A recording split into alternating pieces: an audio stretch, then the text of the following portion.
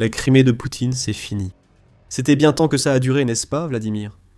Après avoir annexé illégalement la péninsule de Crimée, l'arrachant à l'Ukraine au passage, tu pensais que tout était réglé. Tu avais ton joyau de la couronne et, dans ton esprit, renforcé ta revendication fallacieuse sur l'Ukraine. Mais après une longue guerre qui était censée être une invasion éclair, tout s'est effondré.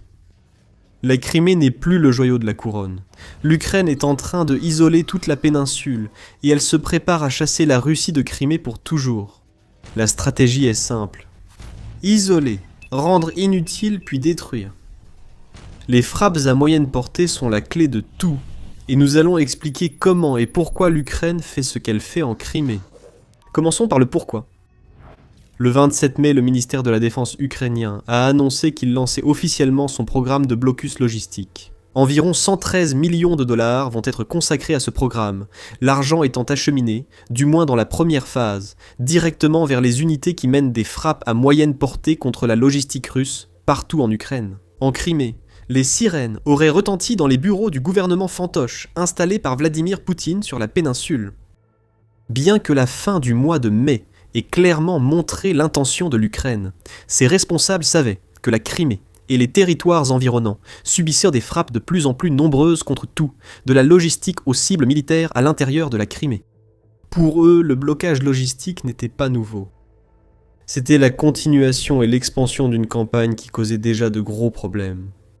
L'idée derrière le blocage logistique est relativement simple. Là où la Russie envoie ses camions et citernes, l'Ukraine frappera, et ces attaques dureront tout l'été et au-delà. C'est une question d'initiative pour l'Ukraine. Alors que ces drones s'abattent sur Louhansk, Donetsk, Kherson et Zaporizhia, les troupes de première ligne dans ces régions ressentent toute la douleur des pertes de ravitaillement et de réserves insuffisantes. Mais nulle part, on ne ressent plus ce qui se passe qu'en Crimée, qui dépend des artères logistiques traversant toute l'Ukraine, occupées pour rester approvisionnées et continuer à fonctionner comme une menace militaire viable contre l'Ukraine. Isoler la Crimée est l'objectif ultime de l'Ukraine. Ainsi, l'Ukraine rend la péninsule inutile pour Poutine et ses ambitions d'invasion. Pour isoler la Russie, l'Ukraine doit frapper stratégiquement. Envoyer des drones là où la défense aérienne russe est concentrée conduit à leur destruction en vol. L'Ukraine ne veut pas cela. Elle a besoin d'un taux de réussite aussi élevé que possible pour que le programme de blocage logistique fonctionne. Ce que nous avons observé ces dernières semaines, c'est que les drones ukrainiens évitent activement les défenses aériennes russes les plus denses, qui sont installées sur les lignes de front, et frappent de plutôt loin derrière ces défenses. Les drones ukrainiens traquent les convois militaires et camions-citernes de carburant, allant ou revenant de Crimée. Cela signifie que toute l'Ukraine occupée devient une cible légitime pour les frappes ukrainiennes, car la Crimée sert de nœud logistique pour le transfert de troupes et de fournitures russes vers l'Ukraine. Vous commencez à voir un peu comment cela entre en jeu ici lorsqu'il s'agit d'isoler la Crimée. Mais l'Ukraine ne se fait aucune illusion sur ce que cela signifierait pour sa campagne d'été. Couper la péninsule du reste de l'Ukraine occupée est une entreprise colossale. La Russie profite de ce fait depuis le tout début de son invasion. La Crimée a été et reste une base pour les offensives russes, grâce à son rôle logistique. Elle abrite des aérodromes militaires, des dépôts de munitions, des rampes de lancement pour missiles et drones, ainsi que des arsenaux entiers qui sont approvisionnés et envoyés vers l'Ukraine occupée. La Russie peut envoyer sous-marins et navires de guerre depuis la Crimée. Du moins, c'était le cas. La campagne ukrainienne contre la flotte russe de la mer Noire, ayant détruit un tiers de celle-ci et forcé le reste à quitter sa base principale à Sébastopol, a changé la donne. Nous voyons de nombreuses raisons pour lesquelles l'Ukraine doit isoler la Crimée. Elle est trop précieuse stratégiquement, et le renforcement militaire de Poutine sur la péninsule symbolise la domination sur l'Ukraine que le dirigeant russe veut afficher au monde. Malgré son ampleur, l'entreprise était nécessaire. La Crimée est centrale dans les plans de Poutine depuis l'invasion. Avant février 2022, la Russie amasse ses troupes et armes sur la péninsule. Ce sont ces soldats qui ont pu s'emparer de grandes parties du sud de l'Ukraine dans les premiers jours de la soi-disant opération militaire spéciale, préparant ainsi le terrain pour la guerre acharnée et brutale qui a suivi. Avant cela, la péninsule servait déjà de symbole de puissance russe.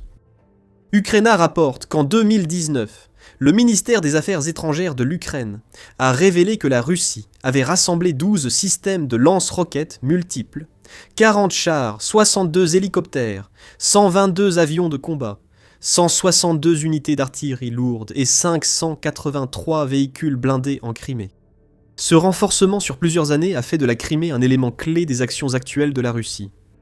Donc, l'isolement de la péninsule n'est pas un simple avantage pour l'Ukraine, il s'agit de retirer la clé de toute la stratégie de guerre de la Russie. À ce stade, vous avez déjà entendu suffisamment d'explications sur le pourquoi. Avec le programme de blocus logistique déjà en place, vous avez aussi une idée du comment. Approfondissons. L'arrivée d'une nouvelle génération de drones de frappe à moyenne portée a transformé l'approche de l'Ukraine envers la Crimée. Ces drones sont capables d'engager des cibles russes en profondeur opérationnelle, ce qui se situe généralement entre 20 et 200 km derrière les lignes de front. C'est là que sont la logistique russe, les postes de commandement, les troupes, les défenses aériennes et les stations d'approvisionnement. C'est depuis cette région que tout ce qui se passe sur le front est organisé. Et c'est en frappant les artères logistiques dans cette zone que l'Ukraine parvient à perturber les opérations de première ligne et à isoler la Crimée en même temps. Pendant 3 mois jusqu'en mai, l'Ukraine a renforcé sa stratégie de frappe intermédiaire. En mai, l'Ukraine a mené environ 50% de frappes en plus contre des cibles à moyenne portée qu'en avril. Et cette augmentation est intervenue après que l'Ukraine ait déjà doublé ses frappes à moyenne portée entre mars et avril, et les ait quadruplées en comparant les chiffres d'avril à ceux de février. L'Ukraine continue de progresser. D'ici la fin juin, il est probable que nous rapporterons une nouvelle augmentation. La cible principale de ces frappes a déjà été mentionnée. Tout ce qui circule sur les routes russes pour acheminer des fournitures vers ou depuis la Crimée. Cela inclut camions-citernes, camions de ravitaillement et convois militaires transportant des troupes. Tout cela est à l'ordre du jour pour l'Ukraine, alors qu'elle cherche à transformer les routes que la Russie utilise pour soutenir la Crimée en un véritable enfer de véhicules calcinés. Désormais partout sur ces routes, on voit l'impact des frappes ukrainiennes. L'autoroute RR 280, qui relie Rostov-sur-le-Don, en Russie, aux régions ukrainiennes du sud, Mariupol et Melitopol, ainsi qu'à la Crimée, est devenue une autoroute vers l'enfer pour tout véhicule russe qui tente de l'emprunter. Cette route est vitale pour maintenir la Crimée occupée en vie. C'est devenu la principale route utilisée par la Russie pour accéder à la péninsule, depuis que plusieurs frappes ukrainiennes contre le pont de Kertch, reliant la Russie à la Crimée, ont révélé que cet itinéraire était bien trop exposé. The Guardian rapporte que la 412e brigade Némésis d'Ukraine a été à l'avant-garde pour transformer ce tronçon de route en un véritable enfer, ayant détruit des dizaines de camions et de camions-citernes le long de la RR 280 depuis mai. Bien sûr, couper une seule route ne suffit pas à isoler la Crimée. La Russie a été totalement prise au dépourvu après que la RR 280 soit devenue très dangereuse. Après que ces drones d'attaque de moyenne portée ont établi leur domination sur la R 280, l'Ukraine est partie chasser ailleurs. Les nœuds logistiques de Kherson, reliant aussi l'Ukraine occupée à la Crimée, sont désormais visés. Début juin, le pont de Tchernobyl à Kherson a été frappé plusieurs fois, forçant la Russie à détourner la circulation et à construire des ponts de fortune. Ceux-ci ne suffisent pas à assurer le trafic nécessaire pour l'approvisionnement de la Crimée. Le 13 juin, le Kyiv Post a indiqué que l'Ukraine avait aussi frappé le pont de Henichesk, supprimant une autre voie logistique vers la Crimée, ainsi que le pont d'Armiansk, que la Russie avait essayé d'emprunter. Le pont de Tchernobyl n'était plus utilisable. De plus, l'Ukraine a frappé une voie ferrée à Kherson le même jour, signalant à la Russie qu'elle ne peut plus compter sur le rail pour approvisionner la Crimée. Ce que nous voyons ici, c'est du génie de la part de l'Ukraine. Elle a d'abord sectionné la jugulaire, rendant la RR 280 parmi les routes les plus risquées de la Crimée occupée. Cette route reste une cible, et elle le restera tant que la Russie continuera de l'utiliser. Avec la jugulaire répandant son sang en véhicules détruits et carburant en feu, le couteau ukrainien attaque toutes les autres veines et artères qui maintiennent la tête criméenne en vie. Un à un, les drones de frappe intermédiaire coupent ces veines et ces artères, laissant ainsi la Crimée décapitée et isolée. Les chiffres illustrent la campagne ukrainienne, et l'Ukraine fait encore plus pour isoler la Crimée. Mais avant d'entrer dans tout cela, voici un petit rappel. Vous regardez The Military Show. Si vous trouvez la chaîne instructive, n'oubliez pas de vous abonner pour voir plus de nos vidéos. Revenons un instant à la R 280. Le Kyiv Post révèle que des images satellites montrent le résultat de la campagne de l'Ukraine contre cette route. Plus de 300 nouveaux cratères de camions russes, tous incendiés ou détruits par des frappes de drones ukrainiens, jalonnent désormais l'autoroute, rien que pour la première moitié de juin. Il y en avait bien plus que ceux frappés par l'Ukraine en mai.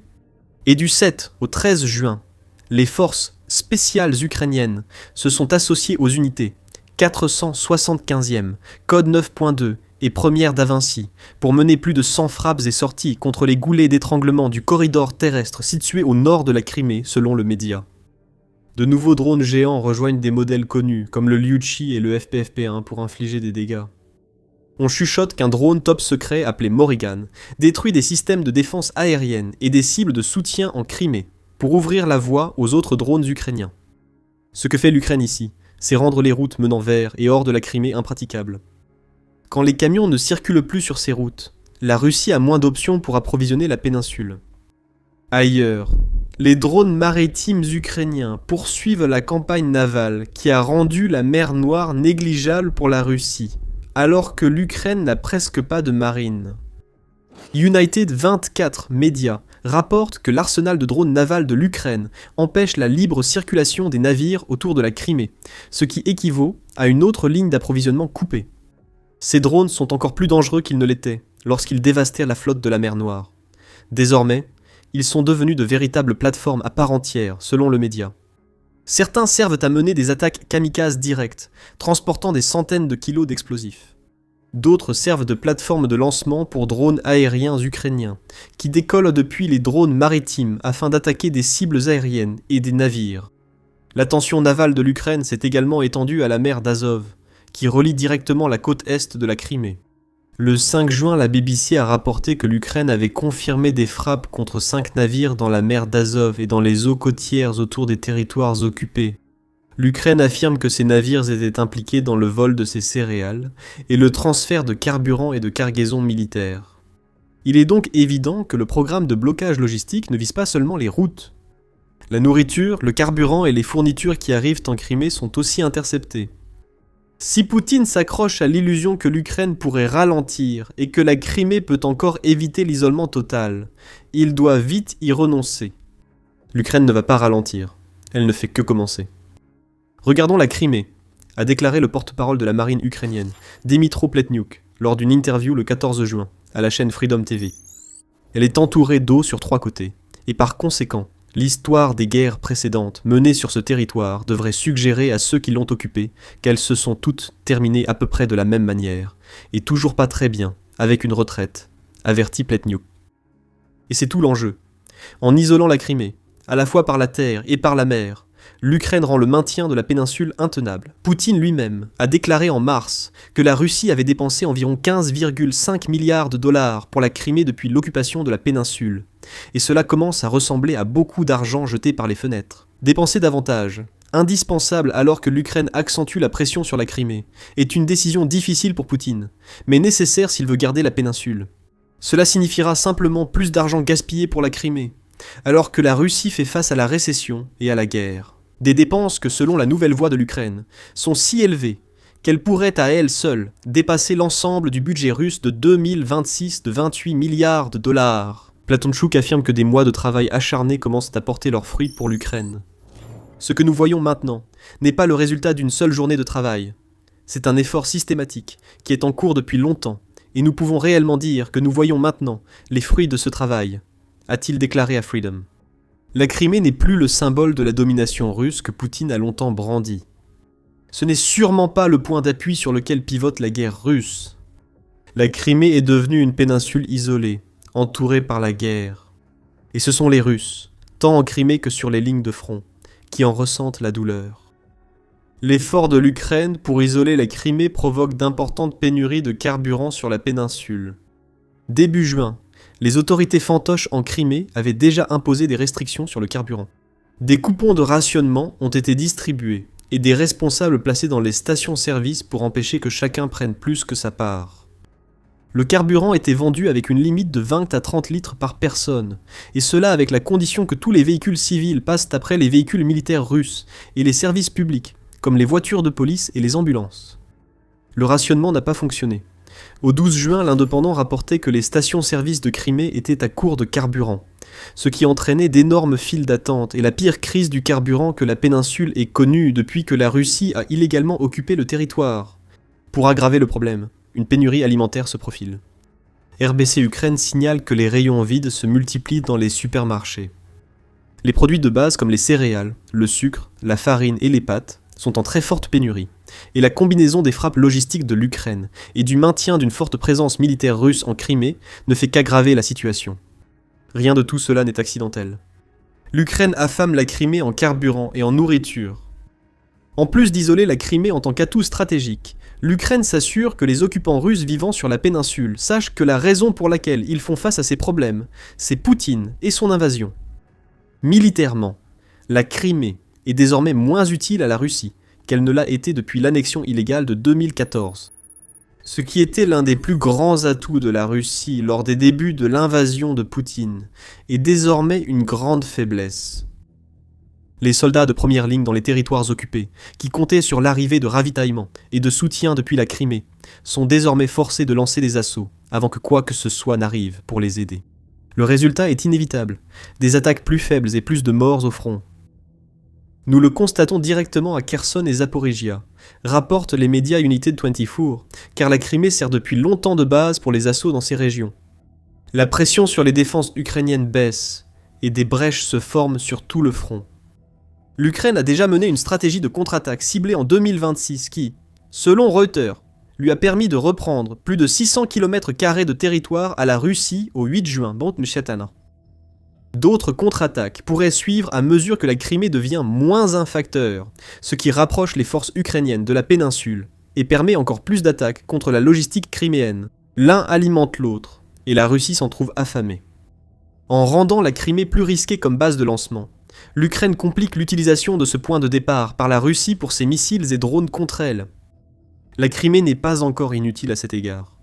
Une attaque russe contre l'Ukraine dans la nuit du 14 au 15 juin l'a prouvé, puisque la Russie a pu lancer 6 missiles anti-navires, 3 M22 Zircon depuis la péninsule, ainsi qu'une partie des 611 drones d'attaque envoyés en Ukraine lors de cette attaque.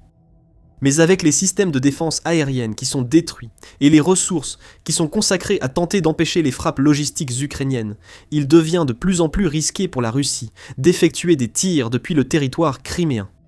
Chaque base de missiles et de drones est désormais une cible. Avec sa logistique coupée, la Russie peine aussi à réapprovisionner ses bases et à réparer après les frappes ukrainiennes. Progressivement, l'emprise de Poutine sur la Crimée faiblit. Pletniuk explique en déclarant: à un certain moment, une masse critique de défaites s'accumule, menant finalement à l'effondrement du système lui-même. En d'autres termes, la Crimée est en train de passer d'un atout à un lourd handicap. L'argent investi dans la péninsule est perdu. Les approvisionnements vers et depuis la Crimée deviennent des cibles, entraînant plus de pertes financières alors que le plus important territoire occupé par la Russie est touché. Et pendant ce temps, la pression sociale s'accroît sur Poutine et ses sbires. Le régime fantoche de Crimée est censé se vanter des dernières victoires russes. Au lieu de cela, il est obligé d'admettre que l'Ukraine lance des frappes réussies presque tous les jours, et il est impossible d'ignorer les incendies, ou le flux constant des services d'urgence vers les sites que l'Ukraine frappe en Crimée et dans les territoires environnants. Quant à l'Ukraine, elle continuera à faire ce qu'elle fait. Une invasion terrestre pour reprendre la Crimée paraît improbable, mais isoler la péninsule la rend inutile pour la Russie. Cela pourrait contraindre Poutine à négocier et offrir à l'Ukraine un précieux levier pour les pourparlers de paix. Si Poutine refuse, alors il perd la Crimée. La libération ne viendra pas de la marche des soldats ukrainiens, mais du retrait de la Russie d'une péninsule où il devient rapidement mortel de vivre. C'est grâce à la stratégie de l'Ukraine. Pour découvrir ce que l'Ukraine a fait contre la Russie et la Crimée, nous avons la vidéo idéale pour vous. Pendant des années, le principal avantage de la Russie sur l'Ukraine a été sa capacité à lancer des frappes aériennes massives. Des centaines de drones submergent les défenses aériennes, permettant à la Russie d'infliger des pertes à l'Ukraine. Mais aujourd'hui, la situation est en train de changer, et le président ukrainien vient de lancer un avertissement qui fera trembler Poutine et ses sbires. Ce qui attend la Russie est énorme. L'Ukraine fera payer la Russie 600 fois par jour, grâce à une production massive de drones longue portée, rendant impossible pour la Russie de tous les stopper.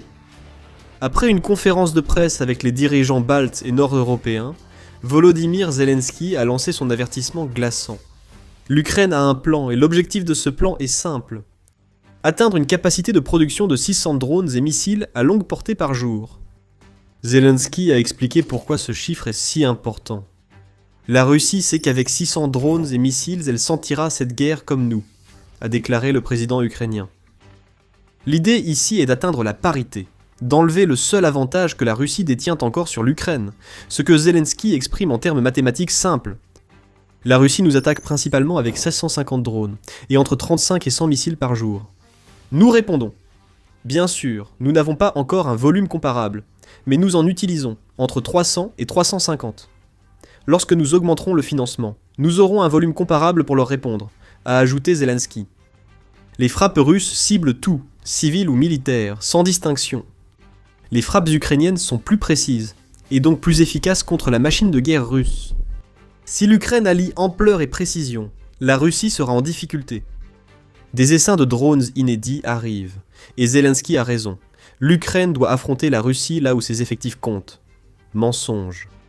Maintenant, on pourrait dire que les chiffres avancés par Zelensky sont un peu approximatifs ici. Dans un rapport du 1er juin, France 24 a révélé que la Russie avait lancé 8150 drones sur l'Ukraine en mai dernier, ce qui représente une moyenne de près de 263 drones par jour. Ajoutez 211 missiles au total mensuel et vous obtenez presque 270 projectiles par jour. Ce ne sont pas les 650 drones et 100 missiles co-annoncés par Zelensky, mais le nombre exact importe peu. La Russie a mené des attaques isolées avec plus de 600 drones et des dizaines de missiles. C'est ce que l'Ukraine veut égaler. Et si elle parvient à lancer 600 drones par jour sans interruption, la situation s'inversera et la stratégie la plus importante de la Russie sera complètement bouleversée. Poutine cache la guerre à son peuple, la nommant toujours opération militaire spéciale plus de 4 ans après le début du conflit. Le calendrier accéléré de production de drones en Ukraine ne vise pas seulement à égaler ou dépasser le nombre de drones russes. Il s'agit de faire souffrir le peuple russe en le forçant à regarder le pétrole partir en flammes et les complexes militaro-industriels exploser. Les choses deviennent sérieuses. Zelensky ne propose pas de chiffres irréalistes pour l'Ukraine. Ses objectifs de 600 drones par jour s'inscrivent dans une stratégie plus vaste, alors que l'Ukraine accélère une révolution technologique transformant toute son armée. Nous aborderons bientôt des aspects spécifiques de cette révolution, mais voici les points clés. La création de missiles capables de frapper à 2000 km selon un nouveau concept de développement des forces de roquettes et d'artillerie. Développer une plateforme aérienne nationale capable de délivrer 250 kg de puissance de feu pour permettre à l'Ukraine de rivaliser avec la Russie dans la bataille des bombes planantes. Produire plus de drones intercepteurs que la Russie pour neutraliser la stratégie à longue portée de Poutine, permettant à l'Ukraine de causer des dégâts pendant que la Russie reste inactive. C'est la révolution, et elle laisse des traces brunes dans le pantalon de chaque soldat et commandant russe, jusqu'au président russe lui-même, qui passe plus de temps à se cacher dans des bunkers qu'à diriger son peuple ou son armée. Nous assistons à une transformation inattendue pour la Russie. L'Ukraine est déjà une superpuissance des drones. Depuis que Mikhailo Fedorov, prodige de la technologie, est devenu ministre de la Défense, l'Ukraine a lancé un plan pour intégrer la technologie, notamment les drones, dans tous les aspects de son armée. Fedorov est un cas intéressant.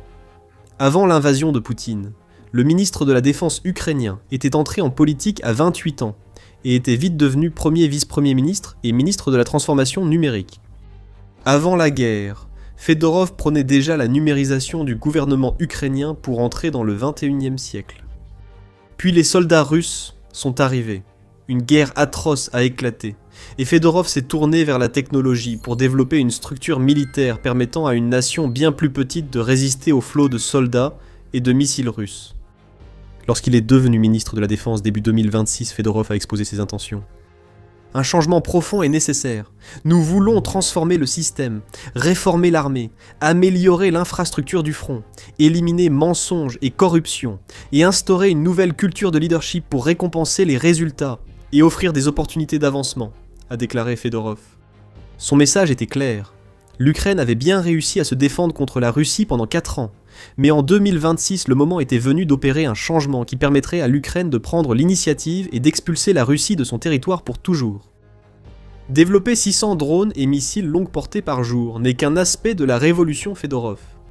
En moins de 6 mois, le ministre de la Défense ukrainien a lancé le centre de défense IA-A1 que l'Ukraine déploiera avec l'aide du gouvernement britannique. Fedorov a dirigé des programmes remplaçant l'infanterie par des drones terrestres pour des opérations logistiques clés. Fedorov demande un taux d'interception de 95% pour les drones russes de type Shahid, et il souhaite que les drones soient à l'avant-garde de la destruction de 50 000 soldats russes chaque mois. Ambitieux ? Peut-être. L'Ukraine a besoin d'un ministre de la Défense prêt à agir et à affirmer que se défendre et imposer une guerre d'usure à Poutine ne suffit pas. L'Ukraine doit bâtir une armée moderne, capable d'affronter Poutine et d'infliger des pertes telles que le peuple russe ne pourra plus ignorer la tentative de soumission d'une nation souveraine par son président. L'avertissement de Zelensky sur 600 drones quotidiens est sérieux. C'est un objectif clair, et il a été mis en place pour que chaque Russe ressente cette horrible boule au ventre qui indique la peur du monstre qui a été libéré. L'idée de ramener la guerre en Russie n'est pas un concept nouveau pour l'Ukraine. Déjà en 2025, Zelensky a révélé l'objectif derrière, ce qui était alors une campagne de frappe en profondeur croissante, en déclarant « La guerre est venue de Russie, et c'est vers la Russie que cette guerre doit être repoussée. Ce sont eux qu'on force à accepter la paix. Il faut leur mettre la pression pour assurer la sécurité. » Depuis, l'Ukraine a vite renforcé ses capacités de drones, poussant Sergueï Choïgou, ancien ministre russe de la Défense et secrétaire du Conseil de sécurité, à admettre qu'aucune région russe n'est à l'abri de la portée ukrainienne. Une guerre initialement limitée aux lignes de front en Ukraine a dépassé le contrôle de Poutine. Chaque frappe de drone sur les sites pétroliers ou militaires russes rappelle aux Russes que la guerre lancée par leurs dirigeants continue et que les capacités de l'Ukraine augmentent sans cesse. À présent, 600 drones par jour sont menacés. Si l'Ukraine respecte la promesse de Zelensky, la guerre n'atteindra plus la frontière russe. Elle détruira la porte, la maison, et ira bien au-delà des régions frontalières sur lesquelles l'Ukraine se concentrait il y a quelques mois. Même si le volume seul ne suffira peut-être pas à semer la panique chez les Russes, l'Ukraine ne mise pas uniquement sur le nombre pour surprendre la Russie. Nous l'avons déjà évoqué plus tôt. L'Ukraine a bien d'autres plans qui transformeront la peur en véritable panique chez les Russes. Et c'est exactement le genre de sujet que nous abordons dans The Military Show. Si vous n'êtes pas encore abonné, qu'attendez-vous ? Appuyez sur le bouton pour être sûr de ne manquer aucune de nos analyses sur les derniers développements de la guerre en Ukraine. Et l'Ukraine n'oppose pas à la Russie que le nombre. C'est aussi la portée et la puissance de nouveaux missiles capables de détruire toute cible frappée.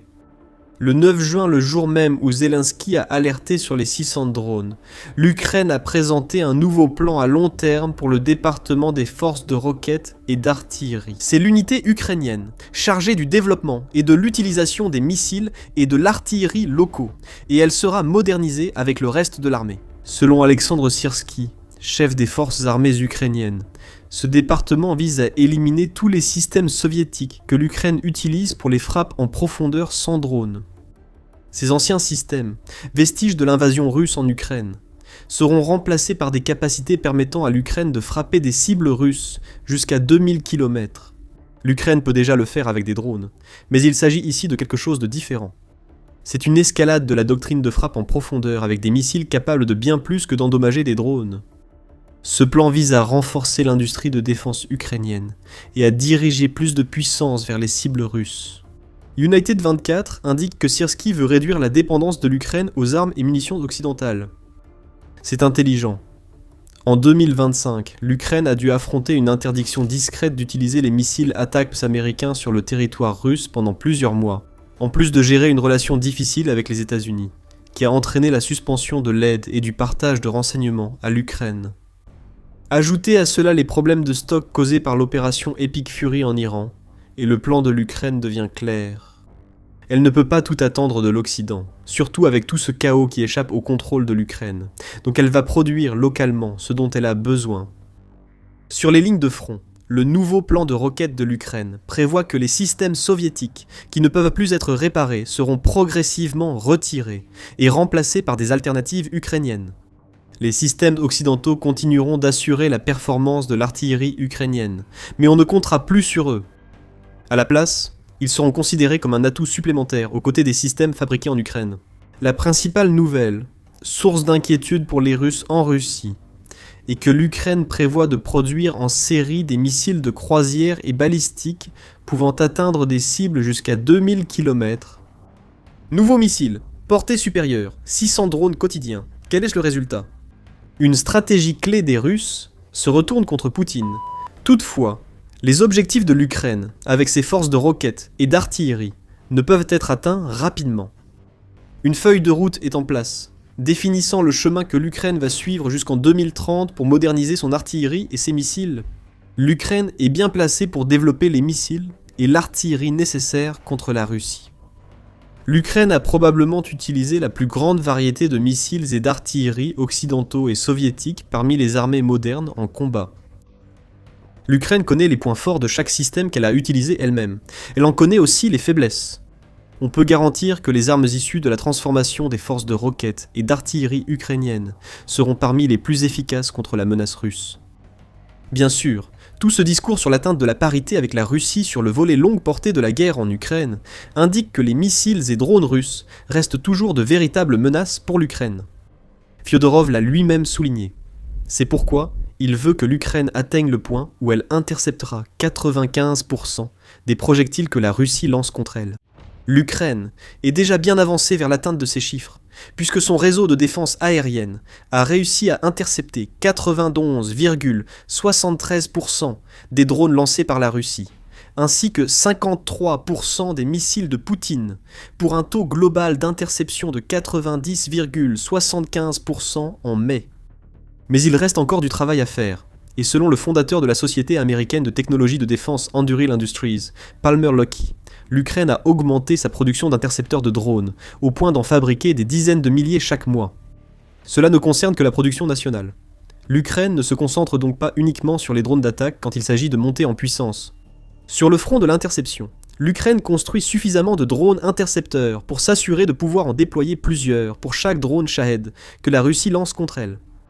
Ce niveau élevé de production aidera aussi l'Ukraine à renforcer ses liens avec d'autres pays, comme les 3 États du Golfe ayant signé des accords de défense de 10 ans après l'opération Epic Fury. Ces accords existent grâce à l'expertise ukrainienne en drones, notamment pour l'interception rentable. L'Ukraine développe sa stratégie de drone, tout en renforçant ses liens de défense avec des pays lointains, ce qui constitue un résultat majeur pour elle. C'est un nouveau coup contre un dirigeant russe voulant soumettre la nation. Donc l'Ukraine peut clairement atteindre les chiffres dont elle a besoin du côté de l'interception dans la guerre des drones. Revenons aux propos de Zelensky. 600 drones longue portée par jour, c'est un objectif ambitieux. Selon Zelensky, l'Ukraine a atteint la moitié de cet objectif, pouvant répondre aux frappes aériennes russes avec environ 300 à 350 drones par jour. Du travail reste pour concrétiser l'avertissement du président ukrainien. D'où la question. L'Ukraine en est-elle capable ? Le calcul de base montre que l'Ukraine a encore du chemin à faire. 600 drones, multipliés par 365 jours dans l'année, nous donnent 219 000 drones longue portée qui doivent être fabriqués chaque année pour correspondre à la menace de Zelensky. On peut dire que la Russie ne lance plus que sporadiquement plus de 600 drones contre l'Ukraine, donc l'Ukraine n'a pas besoin d'en fabriquer autant chaque jour. Mais prenons l'avertissement de Zelensky au pied de la lettre. Et supposons que l'Ukraine veuille 600 drones par jour, chaque jour. Est-ce possible ? Les premiers signes positifs viennent de Firepoint, sans doute le développeur de drones Deep Strike le plus connu grâce à sa série FP, incluant le drone missile hybride Flamingo. En mars, Denis Stillman, fondateur de l'entreprise, a déclaré que Firepoint produit environ 200 drones longues portées par jour. Il a aussi précisé que l'entreprise pourrait aisément doubler ou tripler ces chiffres, atteignant ainsi 600 unités produites par jour. C'était bien ce que Zelensky avait prévenu. Mission accomplie, non ? Le président ukrainien n'a qu'à commander pour produire 600 unités par jour. Ce n'est malheureusement pas si simple. Il existe une grande différence entre capacité de production et production réelle. Et il y a un facteur clé qui peut élargir ou réduire l'écart entre ces deux choses, l'argent. L'Ukraine a besoin de fonds pour produire des drones longue portée comme le souhaite Zelensky. Comme dans d'autres secteurs des drones en Ukraine, rien ne garantit que le pays obtiendra les fonds nécessaires pour optimiser sa production. Prenons les drones FPV comme exemple. Dans un rapport de juin 2025, Militarny a affirmé que l'industrie des drones en Ukraine est capable de fabriquer 10 millions de véhicules aériens, 100 pilotes par an. Just Security avance un chiffre similaire, affirmant que l'Ukraine peut fabriquer 8 millions de drones FPV par an. Cependant, le même média note qu'en 2025, l'Ukraine a fabriqué 3 millions de drones FPV. Il existe un écart entre les capacités de production et la production réelle, principalement lié à l'investissement. L'Ukraine tente de surmonter ce goulot d'étranglement. Le 4 juin, le Kyiv Post a indiqué que le vice-ministre ukrainien de la Défense, Mstislav Barnik, a appelé les membres de l'OTAN à financer une industrie ukrainienne des drones, pouvant produire jusqu'à 20 millions d'unités par an. Il affirme que financer l'Ukraine permettrait non seulement sa défense contre la Russie, mais aussi la production de millions de drones que les membres de l'OTAN, surtout en Europe, pourraient utiliser pour renforcer leur propre défense contre la Russie. L'Ukraine vise un investissement de 60 milliards de dollars dans l'industrie des drones d'ici 2026 pour assurer une croissance continue et atteindre près de 20 millions. Si l'Ukraine obtient ces fonds, 600 drones longue portée paraissent non seulement plausibles, mais deviennent un objectif minimal facilement atteignable. La question est de savoir si l'OTAN aidera suffisamment l'Ukraine. La Russie observera avec anxiété, consciente que la montée en puissance de l'Ukraine, annoncée par Volodymyr Zelensky, pourrait être fatale à sa machine de guerre. L'Ukraine a déjà multiplié par 2,5 sa portée de frappe en profondeur, entre 2022 et 2026 passant de la capacité de frapper des cibles comme Gititz à 630 km à 1750 km, et au-delà. En 2026 seulement, l'Ukraine a déjà frappé Moscou et Saint-Pétersbourg, tout en attaquant l'industrie énergétique russe, avec une telle intensité que les revenus fédéraux du pétrole et du gaz ont chuté de 29,8% d'une année sur l'autre au cours des premiers mois de 2026. L'Ukraine a déjà la bonne stratégie. La mort par 1000 frappes paralyse lentement l'économie russe et alourdit le coût de la guerre lancée par Poutine. Si 600 drones par jour deviennent une réalité, alors la mort par 1000 drones devient la mort par des dizaines de milliers.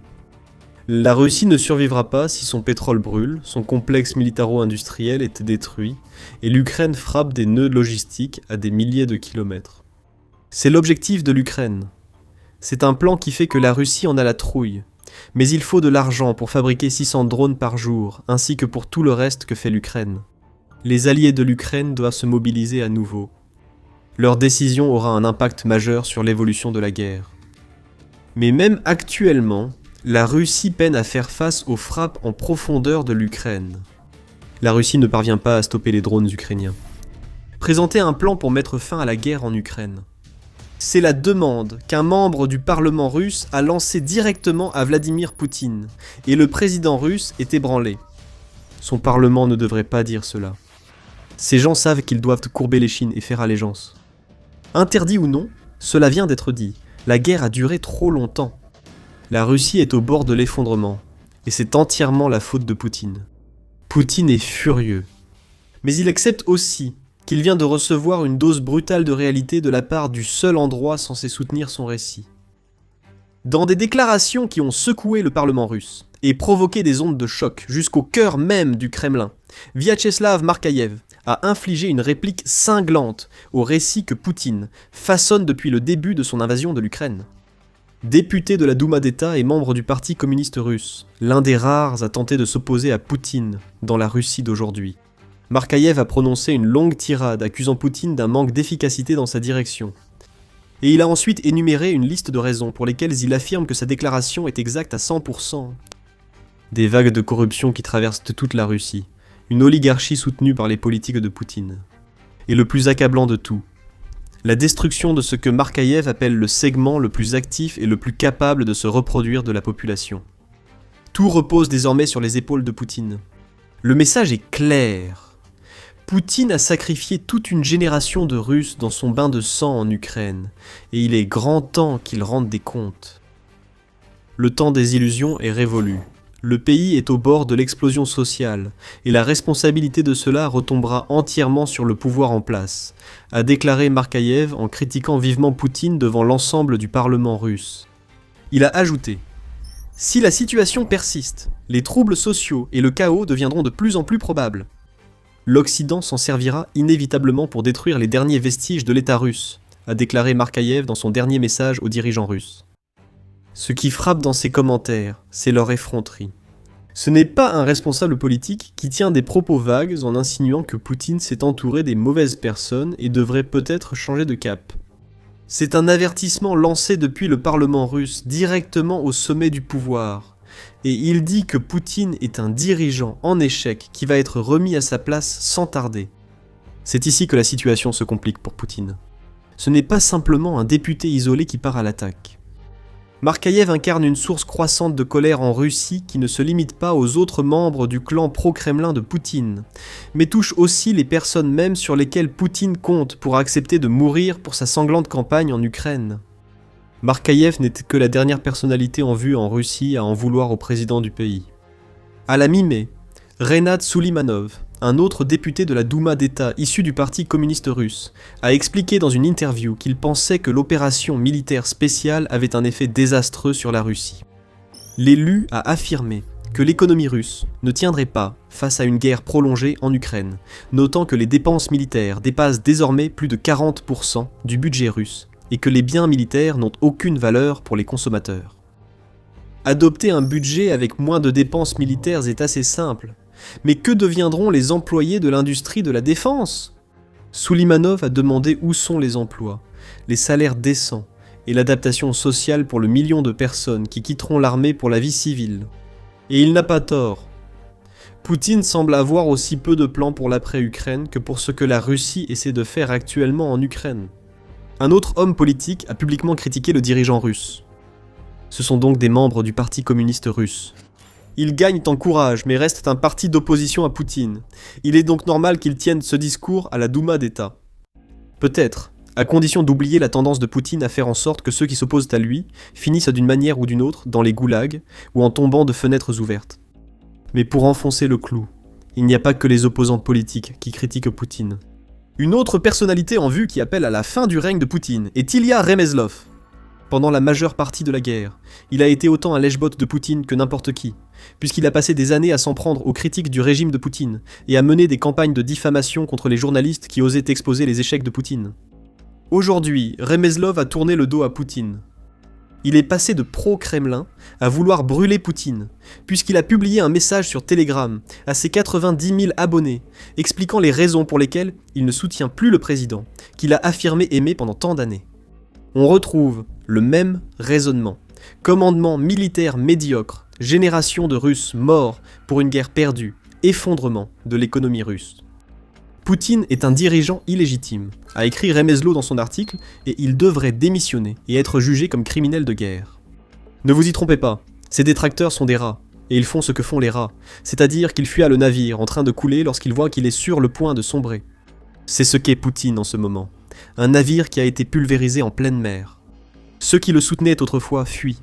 Ceux qui faisaient peut-être semblant de le soutenir par peur de ce qu'il pourrait faire s'il ne le faisait pas deviennent beaucoup plus courageux. La peur a disparu.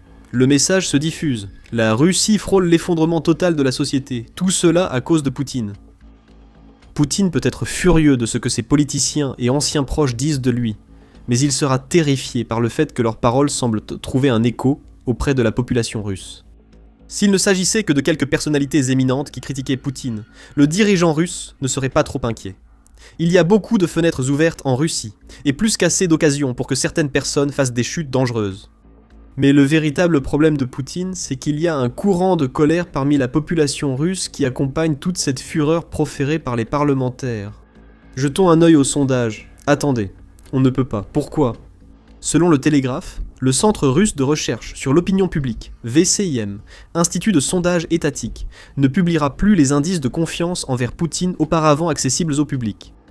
Nous n'utilisons pas « ouvert » de façon sarcastique. Le VCIM effectue des sondages ouverts et fermés. Dans le second cas, le sondeur pose directement la question aux personnes interrogées pour savoir si elles font confiance à Poutine et à ses proches. Les sondages ouverts demandent aux sondés de citer spontanément les hommes politiques en qui ils ont confiance, sans suggestion. Ces sondages révèlent le véritable niveau de confiance des Russes ordinaires envers Poutine en 2026.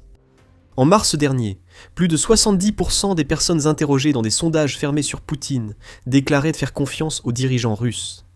Ce n'est pas aussi élevé que ce que Poutine aurait voulu voir, mais c'est suffisant pour un type de sondage qui comporte l'avertissement caché que toute personne déclarant ne pas faire confiance à son dirigeant pourrait être punie. Mais lors des sondages ouverts du même mois, seuls 29,5% des Russes ont cité Poutine comme un homme politique digne de confiance, avant que ce type de sondage ne soit mystérieusement arrêté en avril. Cela vous dit tout ce que vous avez vraiment besoin de savoir. Les Russes affirment qu'ils feraient confiance à n'importe qui sauf Poutine pour faire le travail qu'il exerce depuis plus d'un quart de siècle, sauf si on leur demande directement leur avis sur lui. Plongeons plus profondément dans ces sondages. Dans un article du 22 mai, Medusa a révélé que des enquêtes de la Fondation de l'opinion publique, qui est l'une des principales organisations de sondage en Russie, ont montré que la cote de popularité globale de Poutine était tombée à son niveau le plus bas depuis un an. Elle restait relativement élevée, avec 71% des personnes interrogées affirmant qu'elles pensaient que Poutine faisait plutôt du bon travail. Mais souvenez-vous de ce que nous avons déjà vu à propos de ce type de sondage fermé. Lorsqu'on leur pose directement des questions sur Poutine, la plupart des Russes répondent par défaut qu'il fait du bon travail, par peur. Ce qui est bien plus intéressant dans ce sondage en particulier, c'est que 14% des personnes interrogées ont eu le courage de dire directement que Poutine fait plutôt un mauvais travail, ce qui, encore une fois, est le chiffre le plus élevé depuis un an. Donc, il n'y a pas que les députés du Parti communiste et les anciens propagandistes pro-Kremlin qui ont perdu confiance en Poutine. Le peuple russe, lorsqu'il répond honnêtement, dit à son dirigeant qu'il ne fait plus confiance à son jugement. Mais ce ne sont là que des résultats et des actions que nous avons vues publiquement. Le mécontentement en Russie est bien plus profond, comme l'ont montré des documents divulgués. Le soutien à Poutine s'effondre complètement.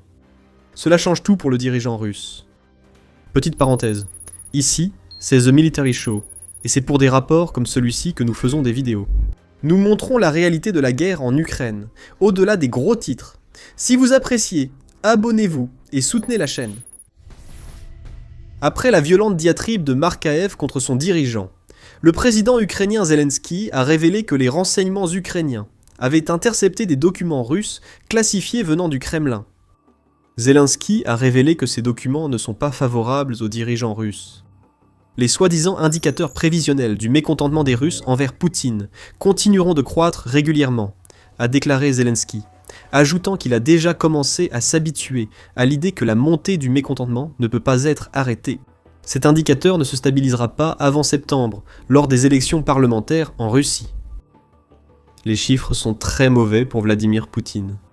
Selon les propres projections internes du Kremlin, seulement 55% de la population russe approuvera les actions de Vladimir Poutine au moment où les élections à la Douma d'État de 2026 commenceront en septembre. Encore plus inquiétant pour Vladimir Poutine, 33% devraient exprimer explicitement leur désapprobation, tandis que 12% supplémentaires seraient indécis ou appartiendraient à d'autres catégories que nous aimons et faisons confiance à notre président. Vladimir Poutine a déjà été pris au dépourvu par ce rapport. Mais ce qui l'inquiète vraiment, c'est que le parti qu'il dirige, Russie Unie, connaît une baisse constante de son soutien, révèle Volodymyr Zelensky. C'est un problème à l'approche des élections de septembre, car cela profite aux partis d'opposition comme le Parti communiste russe, dont les membres interpellent Vladimir Poutine pour progresser au Parlement. Le parti Russie Unie semble vouloir recourir davantage à des falsifications pour donner à Vladimir Poutine les résultats nécessaires au maintien du contrôle sur la Douma d'État. Où qu'il regarde, Vladimir Poutine voit des Russes prêts au changement. Il voit que la Russie est au bord de l'effondrement. Et il pointe du doigt un homme qui passe plus de temps caché dans des bunkers qu'à diriger son pays de nos jours. D'une façon ou d'une autre, tout réussit encore pour Vladimir Poutine. Les documents divulgués montrent aussi la chute du soutien à Vladimir Poutine et son parti. Ils affirment aussi qu'une croissance mesurable des sentiments protestataires a été observée dans plusieurs régions russes. Cette affirmation concorde avec un rapport du 14 mai de United 24 Media qui indiquait que le potentiel de protestation en Russie avait atteint son niveau le plus élevé depuis près de 2 ans. Selon ce rapport, un sondage réalisé par le centre indépendant Levada a révélé que 20% des Russes estiment que des manifestations contre la baisse du niveau de vie en Russie sont possibles. Ce qui donne un indice peu subtil sur l'une des raisons pour lesquelles Poutine fait actuellement face à autant de réactions négatives. 14% pensent aussi que des manifestations à revendications politiques sont probables. En novembre 2025, la dernière fois que le centre Levada a réalisé ce sondage, les pourcentages étaient respectivement de 16% et 11%. Les chiffres ont augmenté. Et lorsqu'on prend cela en compte avec tout le reste que nous voyons, il est clair que le peuple russe en a assez que Poutine leur impose une guerre qui est clairement en train de ruiner leur pays. Cela nous amène justement à la raison pour laquelle tout cela se produit maintenant. Zelensky évoque les documents divulgués qui expliquent la chute de popularité de Poutine et les critiques dont il fait l'objet au Parlement russe. Nous pensons que ces rapports ne tiennent même pas compte des événements potentiels de juin, juillet et août, qui ne peuvent qu'affecter davantage la situation en Russie, déclare Zelensky. En d'autres termes, la mort massive de Russes joue un rôle énorme dans la chute de popularité de Poutine, et cela ne fera qu'empirer alors que la Russie lance son offensive estivale. L'offensive du printemps, pourtant vantée, a été désastreuse pour la Russie. Les assauts censés provoquer l'effondrement de Donetsk ont surtout causé de nombreuses pertes russes. En mars, comme en avril, la Russie a perdu environ 35 000 soldats face aux défenses ukrainiennes. Le mois de mai n'a guère été meilleur, puisque les pertes russes sur le champ de bataille ont dépassé 30 000 hommes, portant le total approximatif à 110 000 Russes, tués ou blessés, à la suite de l'offensive du printemps. Ceci figure dans le rapport du Kremlin qui a fuité. Mais les prévisions ignorent ce qui attend la Russie cet été, alors qu'elle tentera d'intensifier ses assauts. Les premiers signes ne sont pas bons pour Poutine. Rien que le 13 juin, la Russie a perdu 1440 soldats, rapporte la Pravda. Donc ce n'est pas comme si le nombre déjà dévastateur de pertes baissait. Au contraire, il augmente. La réponse de Poutine à cela a été d'instaurer une forme rampante de mobilisation qui entraînera encore plus de morts russes et, par conséquent, encore plus de mécontentement parmi une population qui croit déjà que Poutine mène leur pays à la ruine. Le 13 juin, la Pravda a rapporté que Poutine avait signé un nouveau décret augmentant l'effectif total autorisé des forces armées russes à 2 399 130 personnes, dont 1 510 000 sont des militaires en service actif. Cela, malgré le fait que la Russie n'atteint pas ses objectifs de recrutement de volontaires. Le Kyiv Independent rapporte que le renseignement ukrainien révèle que 70 500 personnes se sont engagées dans l'armée russe au cours des 3 premiers mois de 2026, soit 30 000 de moins que l'objectif fixé par la Russie. Et c'est presque 20 000 de moins que les 90 000 qui s'étaient engagés pendant la même période en 2025. Pourtant, Poutine affirme que l'armée russe doit croître. À ce stade, la mobilisation semble être sa seule option, ce qui intensifiera la colère déjà présente en Russie face à la perte d'une génération de jeunes hommes, comme l'a exprimé Markaev à la Douma d'État. C'est mauvais pour Poutine. Mais ce qui est pire, c'est que la colère russe va au-delà de l'ampleur des morts causées par l'invasion de Poutine. Le Télégraphe note que les dépenses de défense russes atteignent des niveaux inédits depuis la guerre froide. Il indique que les dépenses militaires ont augmenté de 30% au début de 2026 par rapport à l'année précédente, ce qui signifie que la guerre de Poutine représente 46% des dépenses totales du budget russe. Militarnews confirme cette évaluation dans un rapport où il indique que presque 1 rouble sur 2 du budget de l'État russe est consacré à la guerre. Repensez au sondage du centre Levada que nous avons mentionné plus tôt. Levada a découvert que 20% des Russes pensent que des manifestations sont probables en raison de la baisse du niveau de vie en Russie. Ces dépenses militaires absurdes alimenteraient ces manifestations, car c'est l'obsession de Poutine pour sa guerre qui pousse la Russie au bord du gouffre économique. D'autres personnes se sont aussi exprimées, rejoignant celles qui demandent à Poutine de changer de cap ou de céder sa place. La gouverneure de la Banque centrale de Russie, Elvira Nabiullina, met en garde contre une crise économique imminente depuis environ 1 an maintenant. Lors de l'édition 2025 du Forum économique annuel de Saint-Pétersbourg, Nabiullina, ainsi que d'autres, ont averti que l'économie russe se dirige vers une récession. En avril 2026, près d'1 an plus tard, elle a indiqué que la Russie souffrait d'un manque de 2,5 millions de travailleurs, une situation inédite selon elle dans l'histoire russe moderne. Nabiullina ne réclame pas la tête de Poutine comme le Parti communiste, mais elle a clairement imputé à ses politiques économiques la situation de la Russie. Alors, que dit Nabiullina à l'été 2026 ? Pas grand-chose en fait.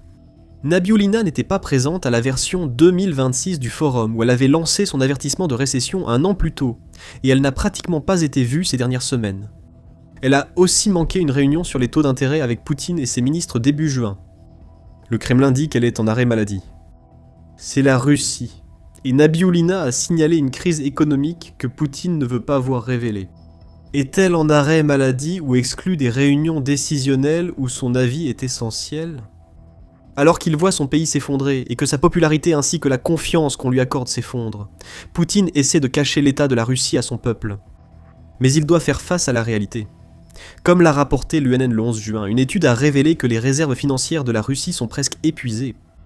Elles sont tombées à 1,8% du produit intérieur brut du pays, les revenus énergétiques ayant diminué de 45% d'une année sur l'autre.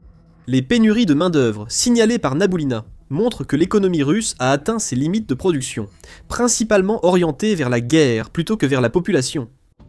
Un sondage du Centre Nest indique que la mauvaise situation économique en Russie suscite le mécontentement de la population. Ce sondage indique que seulement 15% des Russes ont une opinion positive des politiques économiques de Poutine, tandis qu'un tiers en ont une opinion négative. Encore une fois, les sondages laissent entrevoir des signes de colère, mais Poutine ne fléchira pas. Si déterminé à prendre l'Ukraine, il précipite sans cesse la Russie dans des gouffres. Des milliers meurent chaque mois. Il faut toujours plus d'argent pour soutenir l'invasion. Pourtant, Poutine répond en signant des décrets pour augmenter la taille de l'armée russe, ce qui ne fait qu'aggraver ses problèmes. Markaïev a raison, la Russie est au bord d'une explosion sociale. Mais l'ignorant Poutine ne le voit pas venir. Il restreint et nie, restant focalisé sur l'Ukraine, même lorsque les signaux d'alarme retentissent et que les avertissements fusent. La Russie est au bord de l'effondrement, et c'est Poutine qui mène la charge. C'était le grand avantage que la Russie était toujours censée avoir.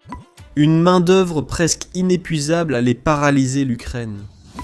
Peu importaient les efforts de l'Ukraine, la chair et le métal finiraient toujours par donner l'avantage à la Russie, comme toujours. Et Poutine s'en assurerait, en versant des milliards de dollars inimaginables dans les poches de ses soldats.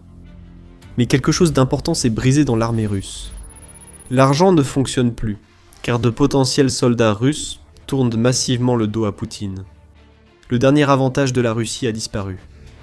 La chair à canon dit stop, et pendant ce temps, l'Ukraine consolide son propre avantage, alors que les retombées de l'approche de Poutine diminuent.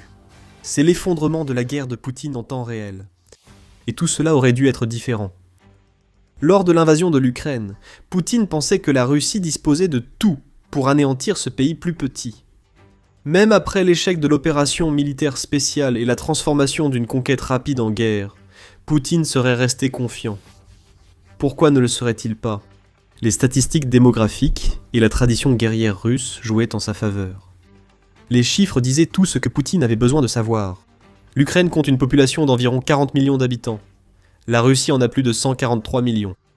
3 fois plus de personnes. C'est tout ce que Poutine et ses alliés voulaient voir.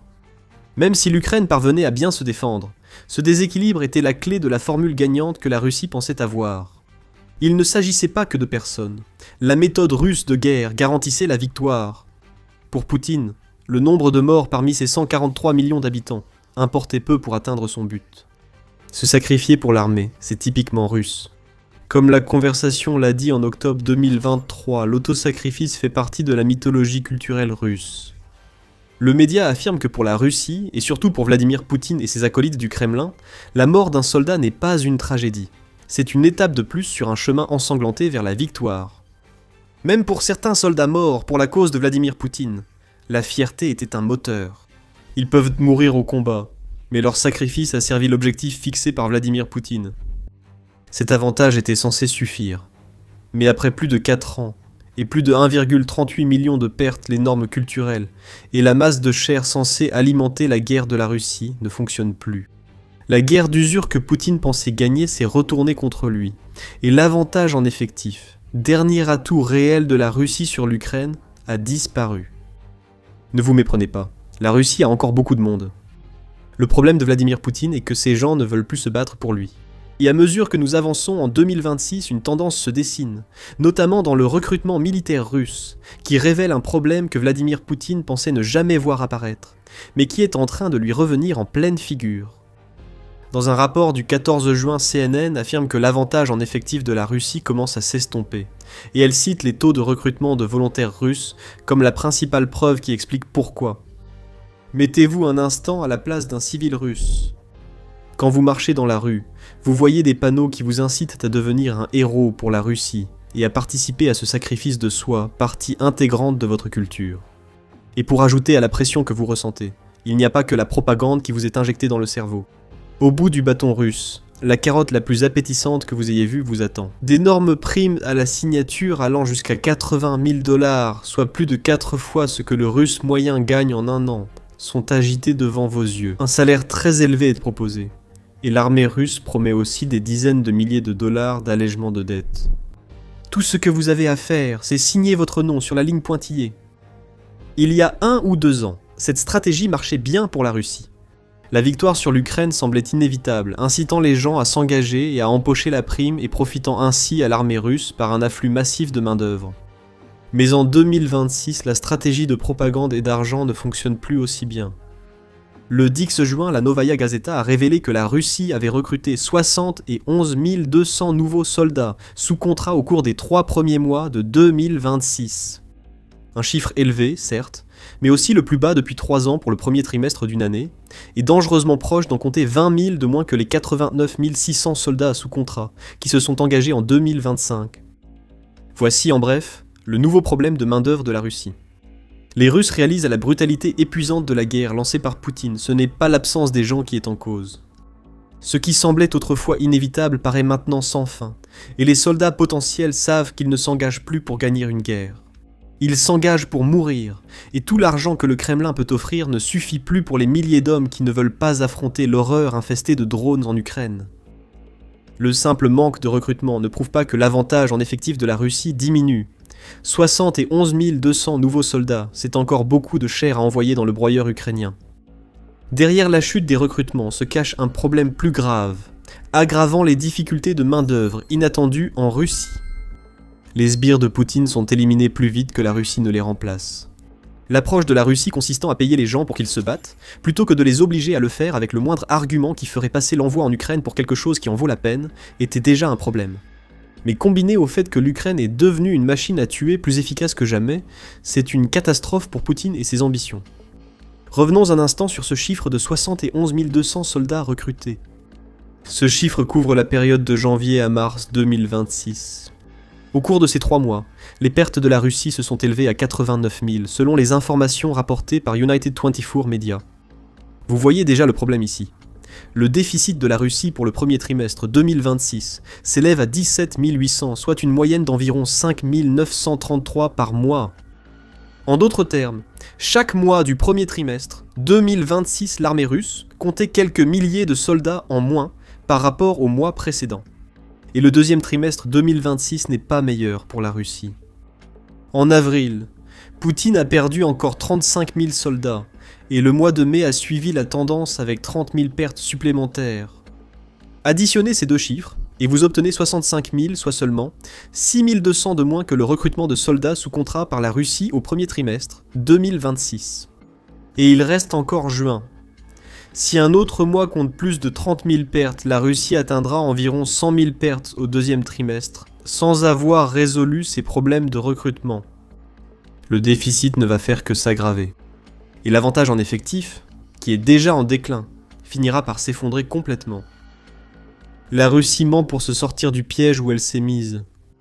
Un rapport du 10 juin de UA News révèle que le vice-président du Conseil de sécurité russe et l'un des porte-voix préférés de Poutine, Dmitri Medvedev, a affirmé le 30 avril que le recrutement en Russie avait grimpé en flèche, jusqu'à 127 000 nouveaux contrats, soit plus de 30 000 nouveaux soldats par mois, ce qui est à peine suffisant pour compenser le taux de perte de la Russie.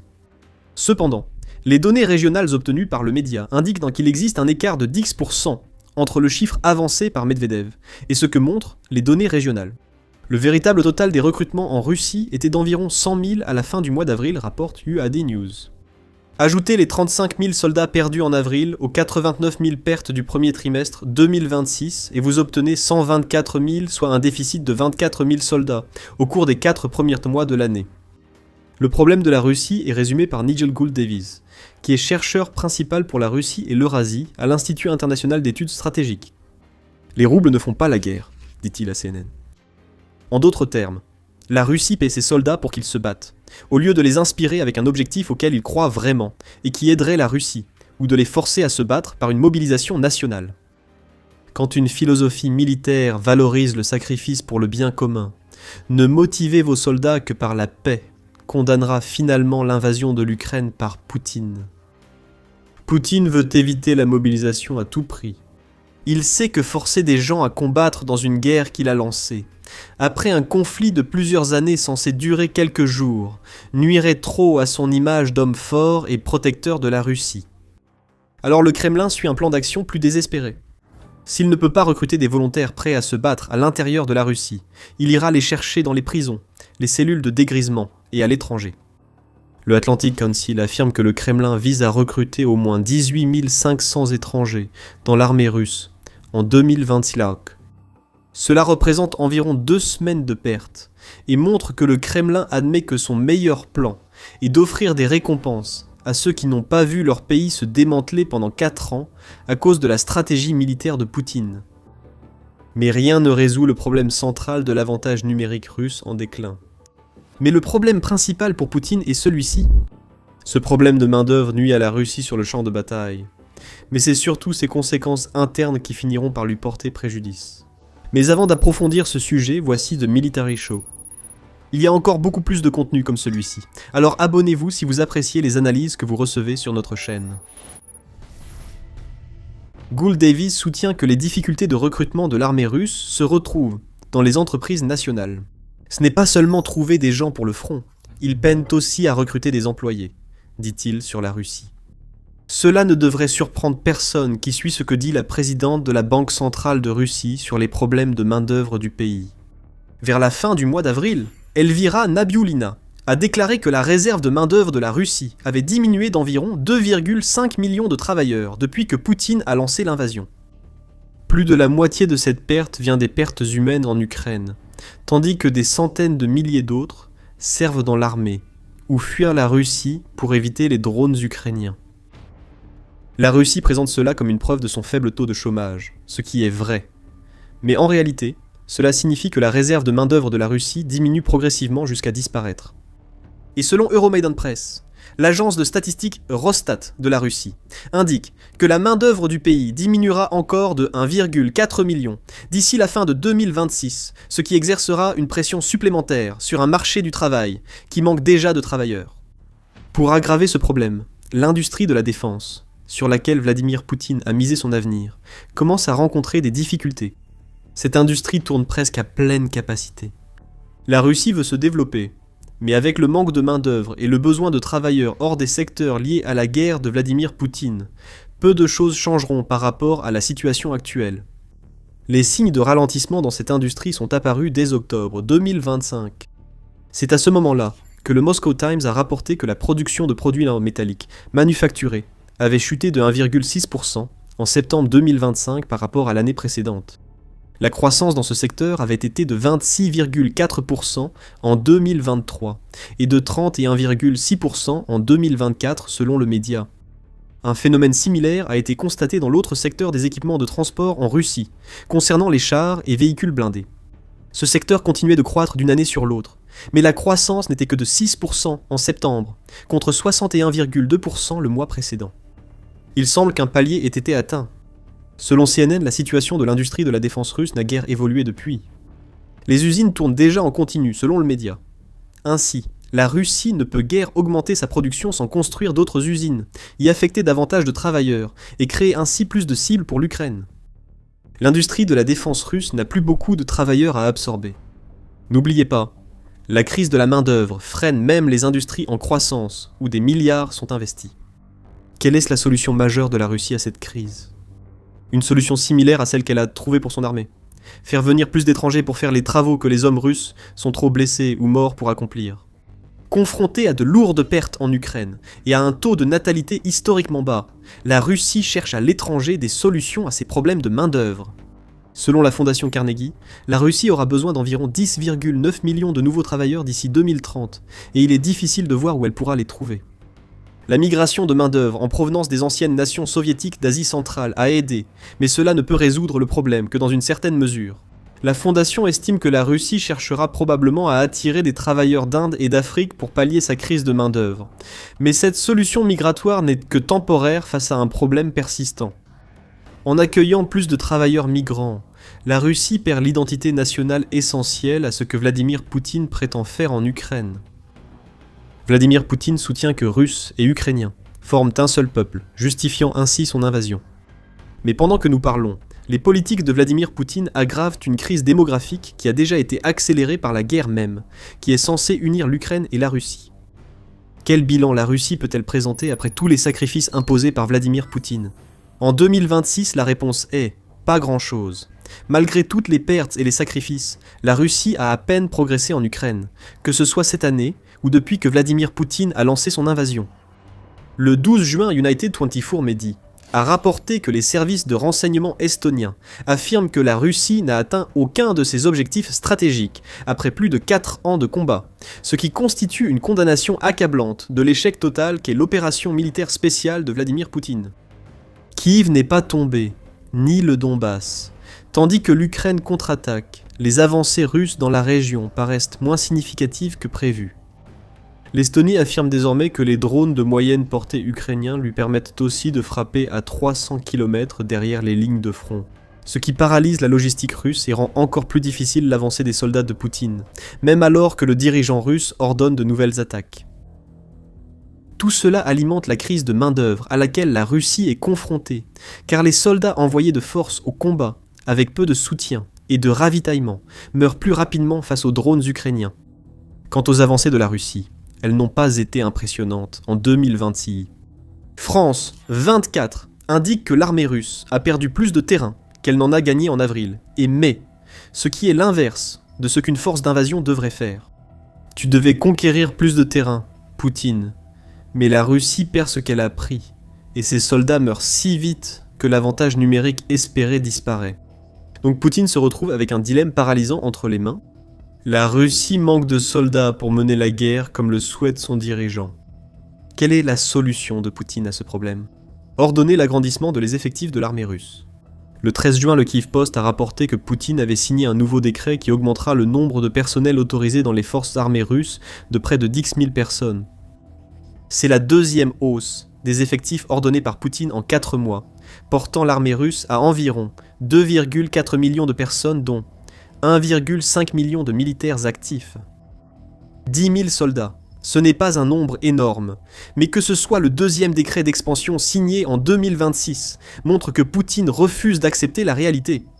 Alors que les niveaux de recrutement peinent à atteindre les chiffres déjà prévus par la Russie et que l'Ukraine inflige plus de pertes que la Russie ne peut en supporter, la grande réaction de Poutine a été d'ordonner de trouver plus de soldats. Mais où les trouver ? Qui sait ? Il semble que Poutine n'ait pas réfléchi aussi loin. On pourrait dire que c'est le problème de Poutine depuis le début de sa guerre. Il n'avait pas anticipé la forte résistance ukrainienne dès le début de l'invasion. Poutine n'a pas prévu que l'Occident soutiendrait l'Ukraine, ni que celle-ci utiliserait des drones pour changer les règles de la guerre. Il ne s'est certainement pas arrêté pour réfléchir au fait que, peut-être, sacrifier 1,38 million de personnes et plus encore pour sa guerre causerait des problèmes à l'armée russe et à son économie. Poutine n'a rien vu de tout cela venir. Il a simplement conduit la Russie aveuglément dans une crise dont il n'y a plus d'issue. La crise de main-d'œuvre en Russie ne va pas s'améliorer. Personne ne viendra sauver Poutine. Quant à l'Ukraine, elle mise encore davantage sur son propre avantage, l'innovation. La Russie a perdu son élan à cause des drones meurtriers ukrainiens. L'Ukraine ne maîtrise pas que la production, bien que constituée de grands stocks de drones FPV à courte portée, de drones de frappe en profondeur et de drones à moyenne portée soit cruciale. La stratégie de l'Ukraine a constamment évolué pour surmonter le plus grand avantage de la Russie. Les plus de 30 000 pertes que la Russie subit chaque mois sont principalement causées par les drones FPV.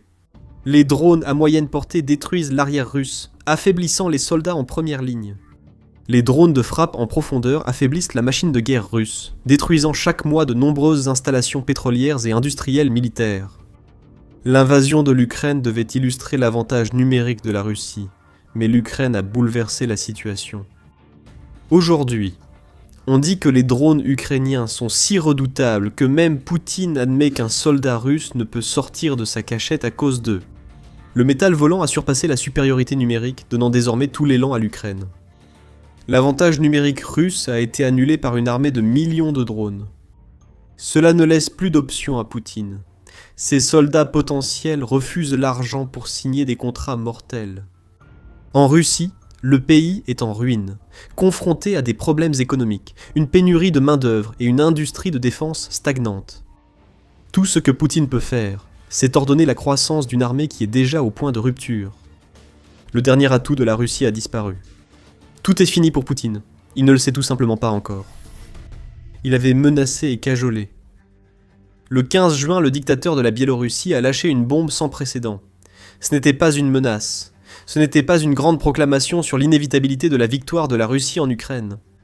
Pour la première fois en 4 ans, Loukachenko s'est réveillé et a réalisé que peut-être, juste peut-être, être le toutou de Poutine n'est pas vraiment idéal pour un pays qui partage une frontière avec l'Ukraine, version 2026 laquelle pourrait envoyer des missiles et des drones en Biélorussie en un clin d'œil. Et maintenant, après des années de menaces et de déclarations, Loukachenko fait la seule chose que Poutine ne s'attendait pas à le voir faire.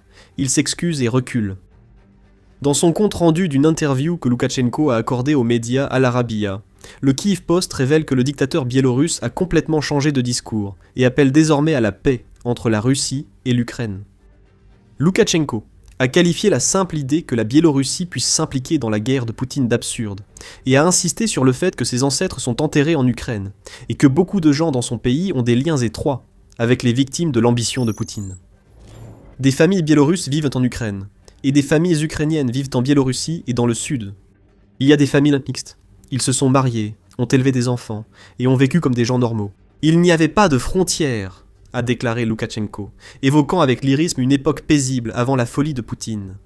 Nous avons l'impression que quelqu'un est soudain pris de gros regrets après coup, et il y a de nombreuses raisons pour lesquelles Loukachenko fait marche arrière. Les propos de Loukachenko sur l'harmonie passée entre l'Ukraine et la Biélorussie contrastent totalement avec sa rhétorique durant la guerre. Pendant plus de 4 ans, Loukachenko a été le fidèle toutou, glorifiant Poutine à chaque occasion, alignant son pays sur la Russie et insultant le président ukrainien Volodymyr Zelensky à de multiples reprises, allant jusqu'à le traiter de racaille. Désormais, en plus de sa nostalgie d'une époque plus simple, Loukachenko a également adressé des excuses directement à l'Ukraine et à son dirigeant. Si Volodymyr Oleksandrovitch a été offensé, je lui présente mes excuses, a déclaré Loukachenko, utilisant pour une raison le deuxième prénom du président ukrainien. Il a précisé que l'Ukraine peut être sûre qu'aucune attaque ne viendra de son pays.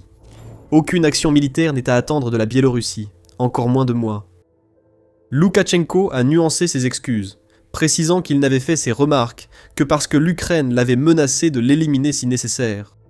Même avec cette excuse, c'est un changement notable dans la position de Loukachenko envers l'Ukraine. Et pour comprendre à quel point c'est remarquable, il faut revenir sur une guerre dans laquelle Loukachenko a longtemps accepté de jouer le rôle de marionnette sous la direction de Poutine. Nous commençons en février 2022. La Biélorussie s'est impliquée dans la guerre dès que Poutine a rassemblé ses forces. Et la Russie affirmait en même temps qu'elle n'allait pas envahir l'Ukraine, ni préparer une soi-disant opération militaire spéciale qui était censée entraîner la chute de l'Ukraine en seulement quelques jours. Loukachenko a cru à ses balivernes. Pensant que Poutine et ses forces écraseraient l'Ukraine, le dictateur biélorusse a autorisé le déploiement de troupes russes et l'utilisation de la Biélorussie comme point de départ de l'invasion. Au cours de l'hiver précédant l'invasion de Poutine, plus de 30 000 soldats russes sont entrés en Biélorussie sous prétexte d'un exercice d'entraînement. Mais en réalité, ils se préparaient à franchir la frontière de 1084 km que la Biélorussie partage avec l'Ukraine. Le 24 février 2022, ils l'ont fait. Et bien que la Russie ait réalisé des progrès rapides au début, allant même, selon les informations, jusqu'à presque capturer Zelensky lui-même lors des premières heures, comme l'a rapporté The Guardian en avril 2022, l'Ukraine a opposé une défense redoutable. La Russie a été repoussée. Bientôt, une vague de soutien occidental a afflué, et la nation qui devait être écrasée a commencé son évolution vers la puissance militaire qu'elle est aujourd'hui. Cela aurait dû alerter Loukachenko.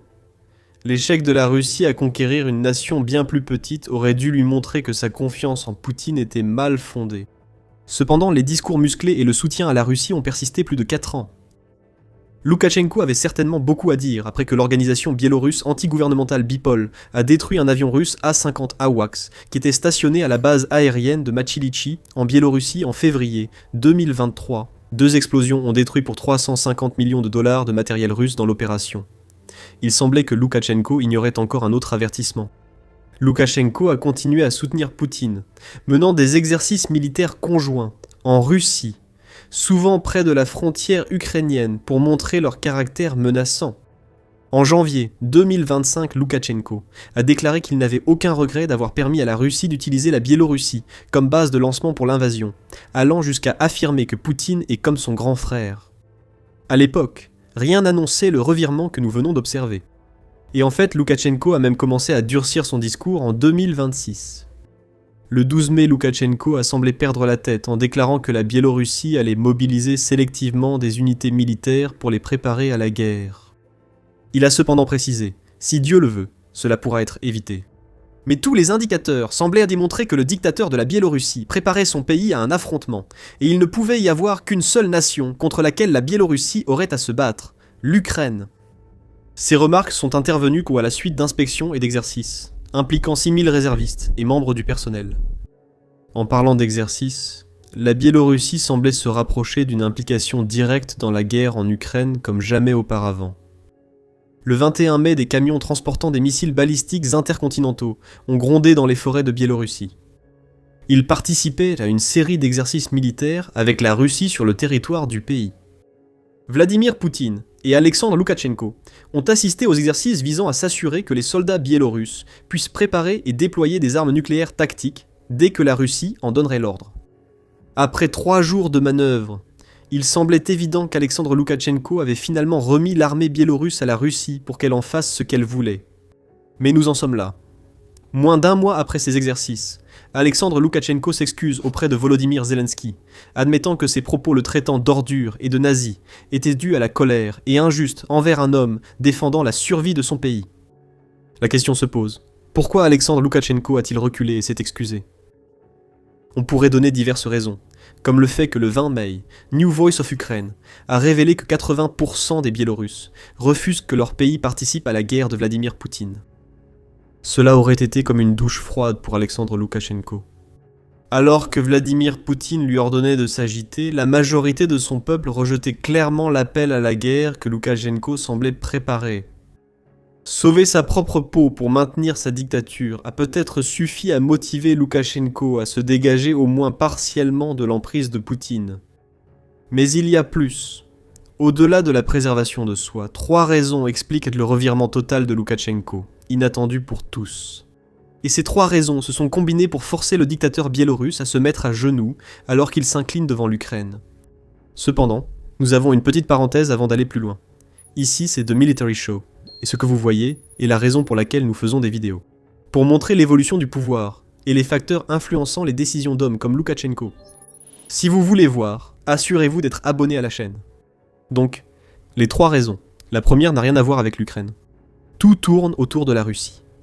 Loukachenko a admis que, malgré ses discours, la Biélorussie serait quasiment totalement dépendante de la Russie, pour sa défense en cas d'implication dans la guerre en Ukraine. Cela a toujours été évident, mais la révélation, c'est que Loukachenko en comprend le vrai sens. La Biélorussie ne peut pas compter sur l'aide suffisante de la Russie pour protéger son territoire. Participer au conflit serait inacceptable et laisserait la Biélorussie vulnérable, affirme Loukachenko, tout en assurant qu'il l'a déjà dit à Poutine auparavant. Nous avons dit à plusieurs reprises qu'il est absolument inacceptable que la guerre entre l'Ukraine et la Russie déborde sur le territoire de la Biélorussie. Loukachenko affirme avoir discuté de cette question avec Poutine. C'est un rare moment de lucidité pour le dictateur fou de Biélorussie, mais ce n'est pas une révélation soudaine.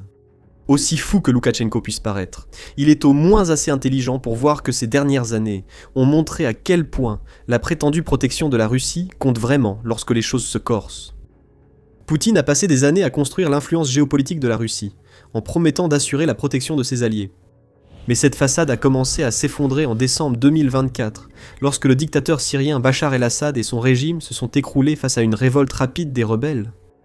Poutine n'a rien fait pour protéger un homme qui était censé être l'un de ses plus proches alliés, et avait même commencé, en privé, à se montrer frustré par al-Assad, qui refusait de faire des concessions lors des négociations avant sa chute. Avançons jusqu'en 2026, et Loukachenko a vu la situation empirer pour les dirigeants qui s'allient à la Russie. Nicolás Maduro, qui dirigeait le Venezuela et renforçait ses liens avec la Russie, a été mis hors d'état de nuire lors d'un raid américain en janvier qui a conduit à sa détention et à son extraction. Au début de l'opération Epic Fury en Iran, les États-Unis ont tué le guide suprême Ali Khamenei. Ces dirigeants avaient beaucoup investi dans les armes russes et comptèrent sur Poutine pour intervenir en cas de menace. Comme avec al-Assad, la Russie s'est contentée de faibles condamnations malgré l'effondrement de son soutien supposé. En avril, Loukachenko aurait vu le corps africain de la Russie quitter un point stratégique au Mali, illustrant encore la faible valeur des promesses de protection de Poutine sous pression. Même quelqu'un comme Loukachenko ne peut pas ignorer le message clair que cela envoie, même lorsqu'il bénéficie d'un pays dirigeant directement lié à la Russie. Si la Biélorussie attaque l'Ukraine, la Russie n'aidera pas. Et Loukachenko le sait. Il affirme que la Biélorussie est vulnérable, ayant vu des régimes s'effondrer sans réaction de Poutine. Il a vu pendant des années les systèmes de défense aérienne russes échouer à empêcher les drones et missiles ukrainiens de frapper des cibles en Russie. Faire de grandes promesses en matière de protection sans les tenir, c'est la méthode russe. Poutine a lui-même détruit sa crédibilité. Des États qui auraient pu tomber sous l'influence de la Russie, comme le Nicaragua, Cuba et de nombreux petits pays africains qui ont observé ce qui s'est passé au Mali, remettent désormais en question la sagesse de faire confiance à la Russie, maintenant qu'il est clair que Poutine ne pense qu'à lui-même. Loukachenko se pose probablement les mêmes questions que ces nations. Bien qu'il soit trop tard pour éviter de miser sur la Russie, il tente maintenant de retirer prudemment ses œufs, sachant qu'il ne peut pas compter sur la Russie pour soutenir la Biélorussie en cas de conflit. Personne ne le peut. Revenons aux commentaires sur la vulnérabilité de la Biélorussie. Cette affirmation en dit plus qu'on ne le pense, évoquant non seulement la faible probabilité que la Russie protège la Biélorussie, elle révèle aussi la deuxième raison pour laquelle Loukachenko s'excuse et cherche à revenir sur une guerre de fanfaronnade.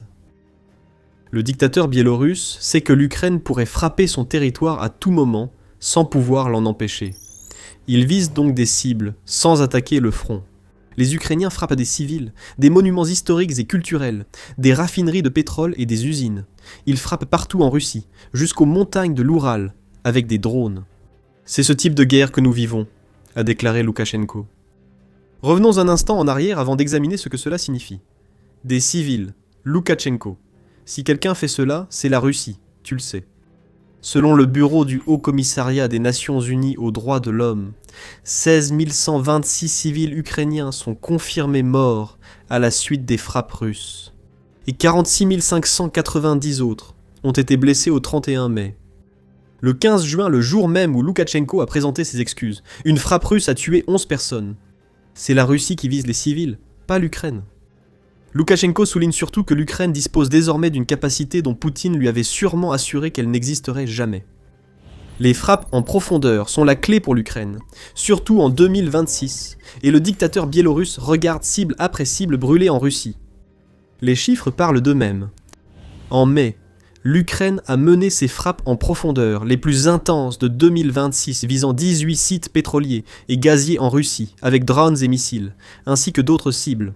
Selon The Economist, l'Ukraine est en voie d'effectuer 800 frappes sur le territoire russe d'ici la fin de l'année, à condition de maintenir le même rythme que celui observé jusqu'à présent, en 2026. Lorsque Loukachenko dit que la Biélorussie est vulnérable, il veut dire que le pays ne peut rien faire pour arrêter les assauts aériens de l'Ukraine, et que ses attaques seraient nombreuses et rapides. La Biélorussie, frontalière de l'Ukraine, est donc facile à attaquer. Et avec seulement 207 595 km², la Biélorussie est aussi une cible bien plus petite à atteindre que la Russie. Ses équipements et installations industrielles sont concentrés, contrairement à la Russie où ils sont dispersés. Si l'Ukraine décidait de frapper, elle aurait de nombreuses cibles et la Biélorussie ne pourrait stopper l'assaut. La Biélorussie est militairement vulnérable, à la merci de l'armée ukrainienne. Nous savons que nos infrastructures vitales, industrielles et logistiques seraient attaquées, a déclaré Loukachenko. Et il a raison. L'Ukraine a pris la mesure de la Biélorussie, militairement parlant, et il n'y a rien à gagner pour Loukachenko à mettre ses menaces à exécution. Il choisit donc l'approche inverse, suppliant qu'on lui pardonne pour éviter la présence de drones ukrainiens près d'installations énergétiques d'un pays générant environ 2 milliards de dollars par an grâce à la vente ou l'intermédiation de produits pétroliers et de gaz russes. Et c'est ainsi que nous arrivons à la dernière raison pour laquelle Loukachenko vient de faire un virage à 180 degrés. Et encore une fois, cela est suggéré dans l'une des citations que nous avons partagées. Loukachenko se rend compte que la Biélorussie est exposée à l'armée ukrainienne dans la bataille aérienne. Mais cette exposition s'étend à tous les aspects de l'armée biélorusse. Un petit pays comme la Biélorussie ne peut rivaliser avec la puissance de l'Ukraine, problème aggravé par le dilemme de la protection russe mentionné précédemment. Regardons les chiffres. Le 20 mai, à la suite des menaces de mobilisation de Loukachenko, la Nouvelle Voix de l'Ukraine a rapporté des commentaires faits par un député ukrainien nommé Roman Bezmiatsny. Il a indiqué que la Biélorussie compte environ 46 000 conscrits, mais souffre d'un grave manque de munitions et d'équipements, surtout en véhicules blindés pour appuyer cette armée. La Russie a vidé la plupart des stocks de la Biélorussie, a affirmé Bezmiatsny, laissant ainsi le pays presque sans défense. Même si l'armée disposait de fournitures, l'Ukraine en est au point où elle inflige plus de 30 000 pertes par mois à l'armée russe. Cela représente les 2/3 de l'armée biélorusse anéantie en un seul mois, et le reste ne tiendra pas jusqu'à la fin du mois suivant. Militairement, la Biélorussie ne peut rien opposer à l'Ukraine, sauf la présence d'armes nucléaires russes sur son sol. L'Ukraine compte 900 000 militaires actifs dans ses rangs, et 4 millions de réservistes, comme le souligne Global Firepower. L'Ukraine dépense 45 milliards de dollars par an pour sa défense, soit aussi 45 fois plus que la Biélorussie. L'Ukraine possède 2 fois plus d'avions et bien plus d'expérience dans leur pilotage, ainsi que 2 fois plus de chars et près de 40 000 véhicules blindés supplémentaires. Ensuite, il y a les drones. Des millions de drones FPV, des dizaines de milliers de drones d'attaque à longue et moyenne portée. Cette armée de métal n'a rien à voir avec tout ce que la Biélorussie aura affronté dans toute son histoire, et elle mettrait fin à n'importe quel combat que Loukachenko essaierait de commencer en un clin d'œil. Considérez ces 3 problèmes, et vous saurez pourquoi une des marionnettes favorites de Poutine cède face à l'Ukraine. La guerre se passe presque chez nous.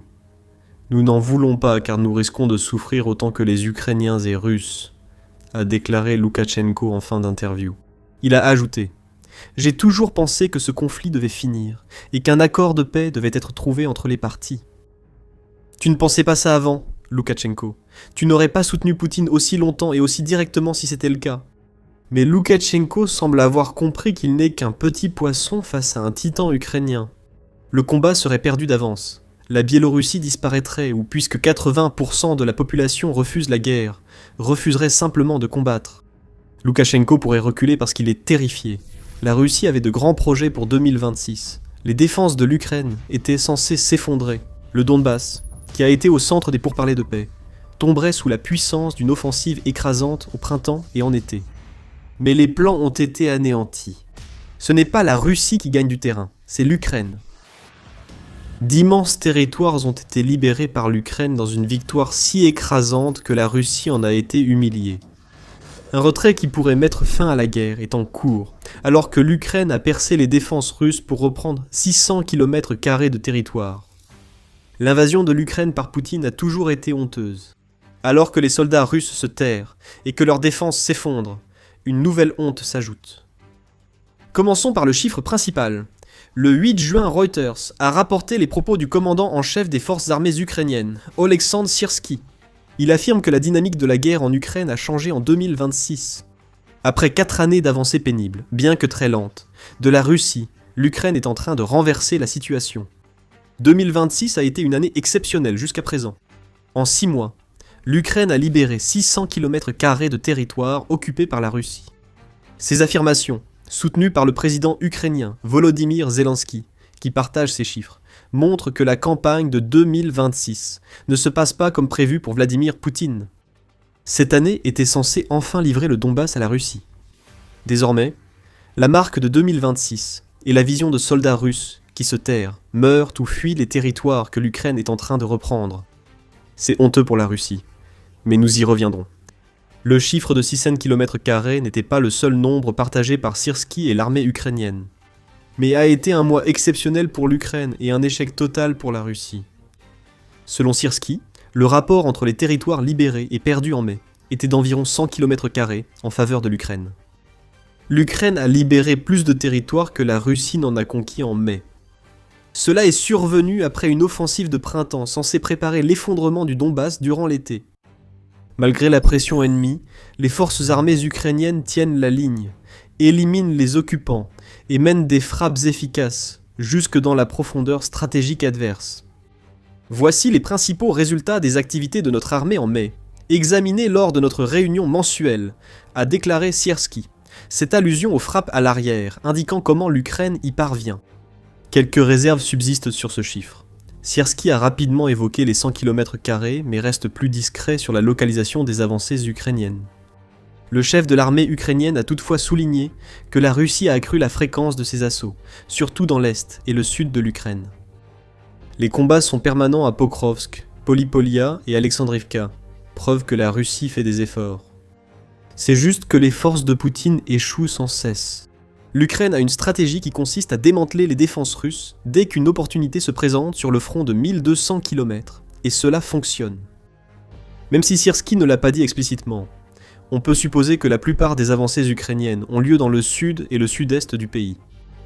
Plus tôt en 2026, l'Ukraine a lancé une série de contre-offensives sur l'axe Alexandrivka, qui sert de sorte de jonction entre les oblasts de Donetsk, de Zaporijia et de Dnipropetrovsk. Ces contre-offensives avaient permis à l'Ukraine de reprendre environ 400 km² de son territoire au début du mois de mars. Il est donc logique que l'Ukraine continue de démanteler certaines fortifications russes sur l'axe Alexandrovka pour accroître ses gains, peut-être tout en profitant d'autres points faibles au passage. Donc ce que nous voyons ici est double. La Russie tente en vain de progresser à l'est et au sud, malgré une intensification de ses attaques sur toute la ligne de front. L'Ukraine a une autre approche, elle crée des faiblesses dans les lignes russes, et les frappes à moyenne portée jouent un rôle majeur. Une fois la faiblesse identifiée, des contre-attaques éclairs et précises sont lancées pour repousser les forces russes. C'est une dérussification habile qui oblige les troupes de Poutine à se retirer honteusement. Pour aggraver la situation des forces russes, mais marque aussi le deuxième mois consécutif de pertes territoriales nettes pour la Russie en Ukraine. Selon l'Institut pour l'étude de la guerre, ISW, si l'on considère les changements de territoire sans les tentatives d'infiltration russe dans les zones grises d'Ukraine, la situation était très défavorable à la Russie en avril. L'Ukraine était dans le positif pour le mois, avec un gain net de territoire de 116,01 km². La seule chose que la Russie pouvait faire valoir était d'infiltrer de petites unités, souvent composées d'un ou deux soldats seulement, dans les zones grises où ces soldats attendaient en espérant que les drones ukrainiens ne les repèrent pas. Ce n'est pas du contrôle, c'est de la lâcheté déguisée en occupation. Revenons au mois de mai. Le fait que l'Ukraine ait gagné environ 100 km² n'est pas le seul chiffre qui fera baisser la tête de la Russie de honte. Peu importe où vous regardez, les chiffres n'ont rien à voir avec la campagne de destruction du Donbass que Poutine avait en tête. Le New York Post rapporte que l'Ukraine a frappé un nombre stupéfiant de 88 000 cibles russes en mai, ce qui donne au pays un rythme de frappe de 2838 attaques par jour à travers les territoires occupés et même à l'intérieur de la Russie elle-même. Plus de 30 000 soldats russes ont été éliminés à la suite de ces frappes. De plus, les attaques contre la Russie, qui comprenaient encore plus de frappes contre l'infrastructure énergétique du pays, ainsi que les incursions des drones ukrainiens à Moscou, ont infligé $1 milliard de dégâts au complexe militaro-industriel russe. D'autres chiffres proviennent du média United 24, qui affirme que les moyens de frappe en profondeur ukrainiens ont touché 111 cibles à l'intérieur de la Russie, dans les secteurs de l'énergie, du carburant et du complexe militaro-industriel du pays. L'Ukraine paralyse la machine de guerre russe de l'intérieur. Et Sierski explique que cela arrive car l'Ukraine a désormais un plan unifié, rendant ses frappes à longue portée plus efficaces que jamais. Même la marine ukrainienne a participé à l'opération. En mai, on a vu un pays qui possède à peine un navire de guerre à son actif, mais qui compense cela avec de nombreux drones maritimes et aériens, mener 1500 opérations destinées à protéger la navigation ukrainienne. Au final, 633 navires ukrainiens ont pu atteindre les ports du Danube et de la Grande Odessa, montrant que la Russie n'a pas entravé la navigation commerciale de l'Ukraine. Quant à la Russie, elle n'avait pas grand-chose à se vanter en mai, ce qui reflète bien la situation de toute l'année 2026 pour les sbires de Poutine jusqu'à présent. Malgré l'augmentation du rythme de ses assauts, l'avancée de la Russie s'est pratiquement arrêtée. Toute avancée de l'armée russe dans une région du front est contrebalancée ailleurs, ce qui permet à l'Ukraine de reprendre l'initiative. Le 29 mai, Al Jazeera a rapporté que les pertes territoriales de la Russie en 2026, jusqu'à présent, sont 3 fois supérieures à celles observées en 2025 et que le nombre de pertes humaines du pays s'élevait déjà à 145 000 cette année. Parmi ces pertes, 86 000 étaient des morts contre 59 000 blessés, ce qui signifie que la Russie ne perd pas seulement du terrain, elle perd aussi des personnes de façon permanente. La dynamique de la guerre a basculé en faveur de l'Ukraine. Volodymyr Zelensky a lui-même décrit la situation actuelle. On ne peut pas dire que la Russie est en train de perdre cette guerre, mais on peut dire qu'elle perd l'initiative chaque jour, jour après jour, a déclaré le président ukrainien lors d'une interview le 9 juin. En d'autres termes, la grande avancée de la Russie s'est transformée en un grand rien du tout. L'Ukraine a les cartes en main et a l'avantage sur l'ensemble du front. Même si ce changement ne signifie pas que l'Ukraine va lancer une offensive pour chasser la Russie, il pourrait mettre fin à la guerre, car le récit de Vladimir Poutine s'est effondré. Le président russe veut que le monde pense que l'Ukraine est à prendre. L'Ukraine a passé 2026 à prouver que Vladimir Poutine avait tort, humiliant la Russie et poussant à un retrait honteux de la guerre. Parlons de la honte un instant. Vladimir Poutine semble être un homme qui n'en a aucune.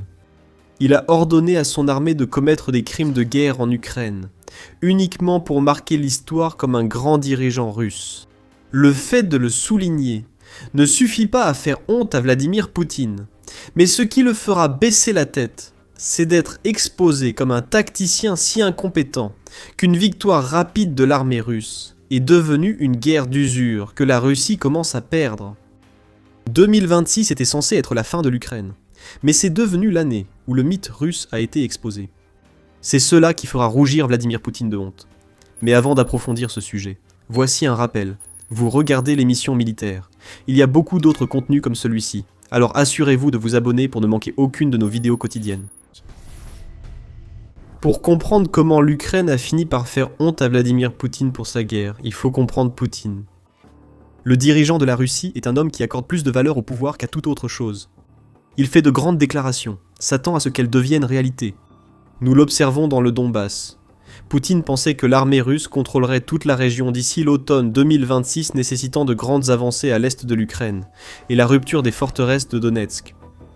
Poutine, convaincu de cette affirmation, l'a utilisé comme levier, en exigeant que l'Ukraine cède le Donbass avant que l'armée russe n'écrase ses défenses lors des pourparlers de paix. La réalité sur le terrain raconte une toute autre histoire, et cela embarrasse Poutine. Les forces russes fuient et se cachent, sans tout dévaster. Nous le voyons en ce moment sur la flèche de Kinburn. Le 9 juin, la Nouvelle Voix d'Ukraine a rapporté que le groupe partisan ukrainien ATEK affirme que les forces russes quittaient activement leur position au nord et à l'ouest de la flèche de Kinburn, après des frappes ukrainiennes ayant perturbé les approvisionnements et isolé ses troupes. C'est un schéma qui se répète sur l'ensemble des lignes de front, ce qui a permis à l'Ukraine de gagner 600 km² en 2026 et d'obtenir un gain net de 100 km² contre la Russie en mai. La puissante armée russe est en train de se faire dessus collectivement. Et pour Poutine, c'est une situation honteuse parce qu'elle met à nu toutes les affirmations qu'il fait sur ce que la Russie fait en Ukraine. La Russie tente de contrer la réalité en Ukraine par des affirmations exagérées pour créer une illusion de puissance. Le chef d'état-major des forces armées russes, Valery Gerasimov, a présenté une vision de la guerre en Ukraine qui n'existe que dans son esprit. Depuis le début de l'année, un total de 80 localités et plus de 1700 km² de territoire sont passés sous notre contrôle, a affirmé Gerasimov. Cela resterait embarrassant pour la Russie, laissant toujours le pays avec près de 20% du territoire ukrainien conquis. Des sources ukrainiennes estiment plutôt à 600 km² les territoires conquis, ce qui aggrave la situation pour la Russie. Ce que nous voyons en Ukraine en ce moment, c'est un mythe qui est en train d'être dévoilé. De nombreux mythes existent, notamment celui de Vladimir Poutine présenté comme un dirigeant fort de la Russie. Vladimir Poutine veut que son peuple le voie comme un protecteur, même quand des drones ukrainiens franchissent les défenses aériennes dans de grandes régions, notamment à Moscou et à Saint-Pétersbourg. Sa honte, c'est que ses pouvoirs de persuasion, en Russie comme à l'international, pèsent peu quand le pétrole brûle, que le carburant manque, que les soldats russes tombent en masse et que l'Ukraine perce les défenses russes dans les territoires occupés. La force a laissé place à une bravade russe non méritée et à des gains exagérés. Rien que cela est une humiliation pour Poutine. Le dirigeant russe doit savoir que chaque mot qui sort de sa bouche à propos de la soi-disant victoire inévitable de la Russie est un mensonge. Et à 73 ans, Poutine est obligé de considérer la possibilité très réelle que l'Ukraine ait fait en sorte que la guerre qu'il a déclenchée lui survive. Et en vieillissant, Poutine voit son contrôle sur sa propre invasion lui échapper. Les frappes ukrainiennes à Saint-Pétersbourg ont eu lieu durant une conférence économique appelée le Davos russe, réunissant des dizaines de milliers de participants du monde entier. Ils auraient vu la fumée monter, alors que l'Ukraine donnait ainsi une image de la perte de contrôle de Poutine sur sa propre guerre. La Russie ne peut pas se défendre contre l'Ukraine, que ce soit sur le terrain ou dans son propre ciel. Il ne s'agit donc pas seulement de la honte liée au retrait tangible des troupes russes des territoires que l'Ukraine est en train de libérer. Il y a aussi une honte symbolique en jeu. la destruction de toute idée que la Russie tente de créer à propos de sa victoire inévitable dans la guerre en Ukraine. Ce qui se passe sur le terrain ne correspond pas à ce que disent Poutine et ses sbires. Une série de victoires éclatantes remportées par l'Ukraine montre que le pays est non seulement loin d'être hors de combat, mais qu'il a pris l'initiative et forcé la Russie à reculer. Ce que nous avons vu de l'Ukraine est très impressionnant. Voici ce qui doit se passer ensuite pour s'assurer que l'Ukraine puisse continuer sur cette lancée. Le soutien des alliés de l'Ukraine doit continuer et se renforcer. Un développement inattendu à ce sujet sera révélé dans un instant. Mais en ce qui concerne ce que l'Ukraine peut contrôler activement, le pays doit poursuivre la stratégie qui a permis de gagner 600 km² jusqu'à présent, en 2026, les frappes à moyenne portée. 2026 a marqué l'arrivée d'une nouvelle catégorie de drones dans les forces armées ukrainiennes, car l'Ukraine dispose enfin de véhicules aériens sans pilote, qui sont rentables et capables de détruire la logistique et les postes de commandement russes jusqu'à 200 km derrière les lignes de front. L'Ukraine utilise ces drones pour perturber la logistique russe, percer les défenses aériennes et paralyser les troupes à l'arrière, créant ainsi des faiblesses sur le front. La logique est claire. Si l'Ukraine empêche la Russie de renforcer ses positions avec des ressources et des soldats, elle pourra exploiter leurs faiblesses. Les forces russes, épuisées et battues, sont contraintes de se retirer parce que ce dont elles ont besoin pour soutenir leur défense n'arrive pas. L'Ukraine frappe en profondeur puis frappe fort sur le front. Le gain net de 100 km² en mai prouve l'efficacité de la stratégie. Une nouvelle phase de la guerre a commencé alors que l'Ukraine étrangle la logistique russe à l'arrière. Les routes terrestres que la Russie utilise pour transporter des troupes et du ravitaillement sont en train d'être durement frappées. Nous voyons cela en Crimée, où le pont terrestre reliant la péninsule occupée au sud de l'Ukraine a été dévasté par des essaims de drones de moyenne portée. Les forces russes doivent se disperser, offrant plus d'opportunités de contre-attaque, tandis que l'Ukraine parie sur sa nouvelle stratégie. Le 27 mai, l'Ukraine a lancé le programme Blocage logistique, récompensant les unités attaquant les lignes d'approvisionnement russes avec plus de drones et un système de points. Le ministère de la Défense a déjà consacré 113 millions de dollars à ce programme. Tout afflux supplémentaire de fonds rend l'Ukraine encore plus efficace. Et cela nous amène au deuxième point nécessaire pour que l'Ukraine puisse maintenir ce qu'elle a accompli jusqu'à présent, en 2026. Alors que l'Ukraine prend l'avantage, ses alliés comme l'Union européenne doivent intensifier leur soutien aux forces de Zelensky. C'est l'avis du commissaire européen à la défense et à l'espace, Andreas Kabilias, qui affirme que les États membres de l'UE doivent être prêts à dépenser plus de 80 milliards de dollars pour la défense de l'Ukraine, rien qu'en 2026. Le soutien à l'Ukraine inclut des mesures des États membres pour envoyer les mêmes fonds qu'en 2023, soit environ 70 milliards d'euros, selon Kabilias. Son avis est simple. Plus l'aide militaire arrive en Ukraine, mieux c'est, car cela renforcera la nation, tant dans la défense que l'offensive, qui ont déjà permis des progrès. Ce n'est pas comme si l'UE ne soutenait pas l'Ukraine en 2026. Le 8 juin, la nouvelle est tombée que l'UE avait déboursé environ 3,2 milliards de dollars pour soutenir la stabilité financière et les réformes de l'Ukraine, donc le soutien arrive.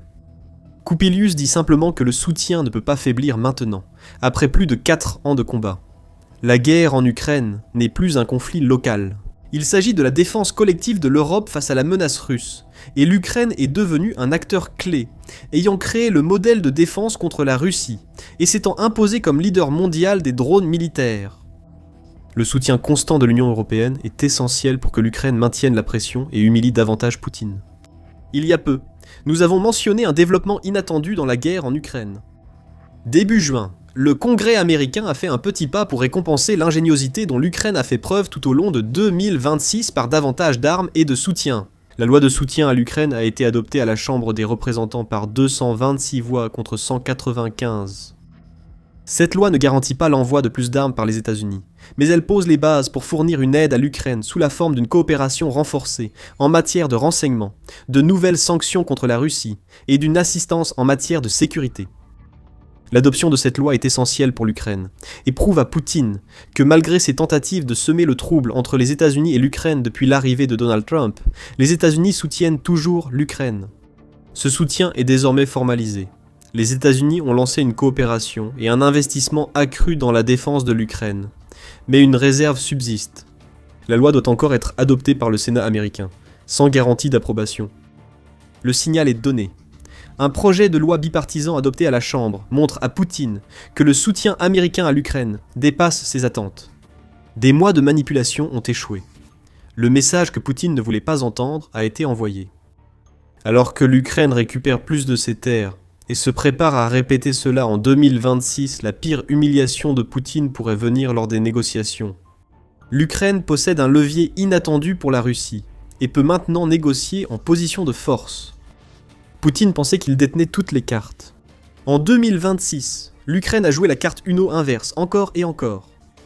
L'Ukraine ne veut pas se reposer sur ses lauriers. Pour poursuivre sa campagne de frappes à moyenne portée couronnée de succès en 2026, l'Ukraine développe des drones plus modernes et puissants. L'un d'eux vient de débuter. Le Morrigan a pris son envol, et il joue un rôle crucial dans la destruction du pont terrestre russe, RR-280. Découvrez si ce nouveau drone mystérieux est le facteur clé des frappes à moyenne portée nécessaires à l'Ukraine dans notre vidéo.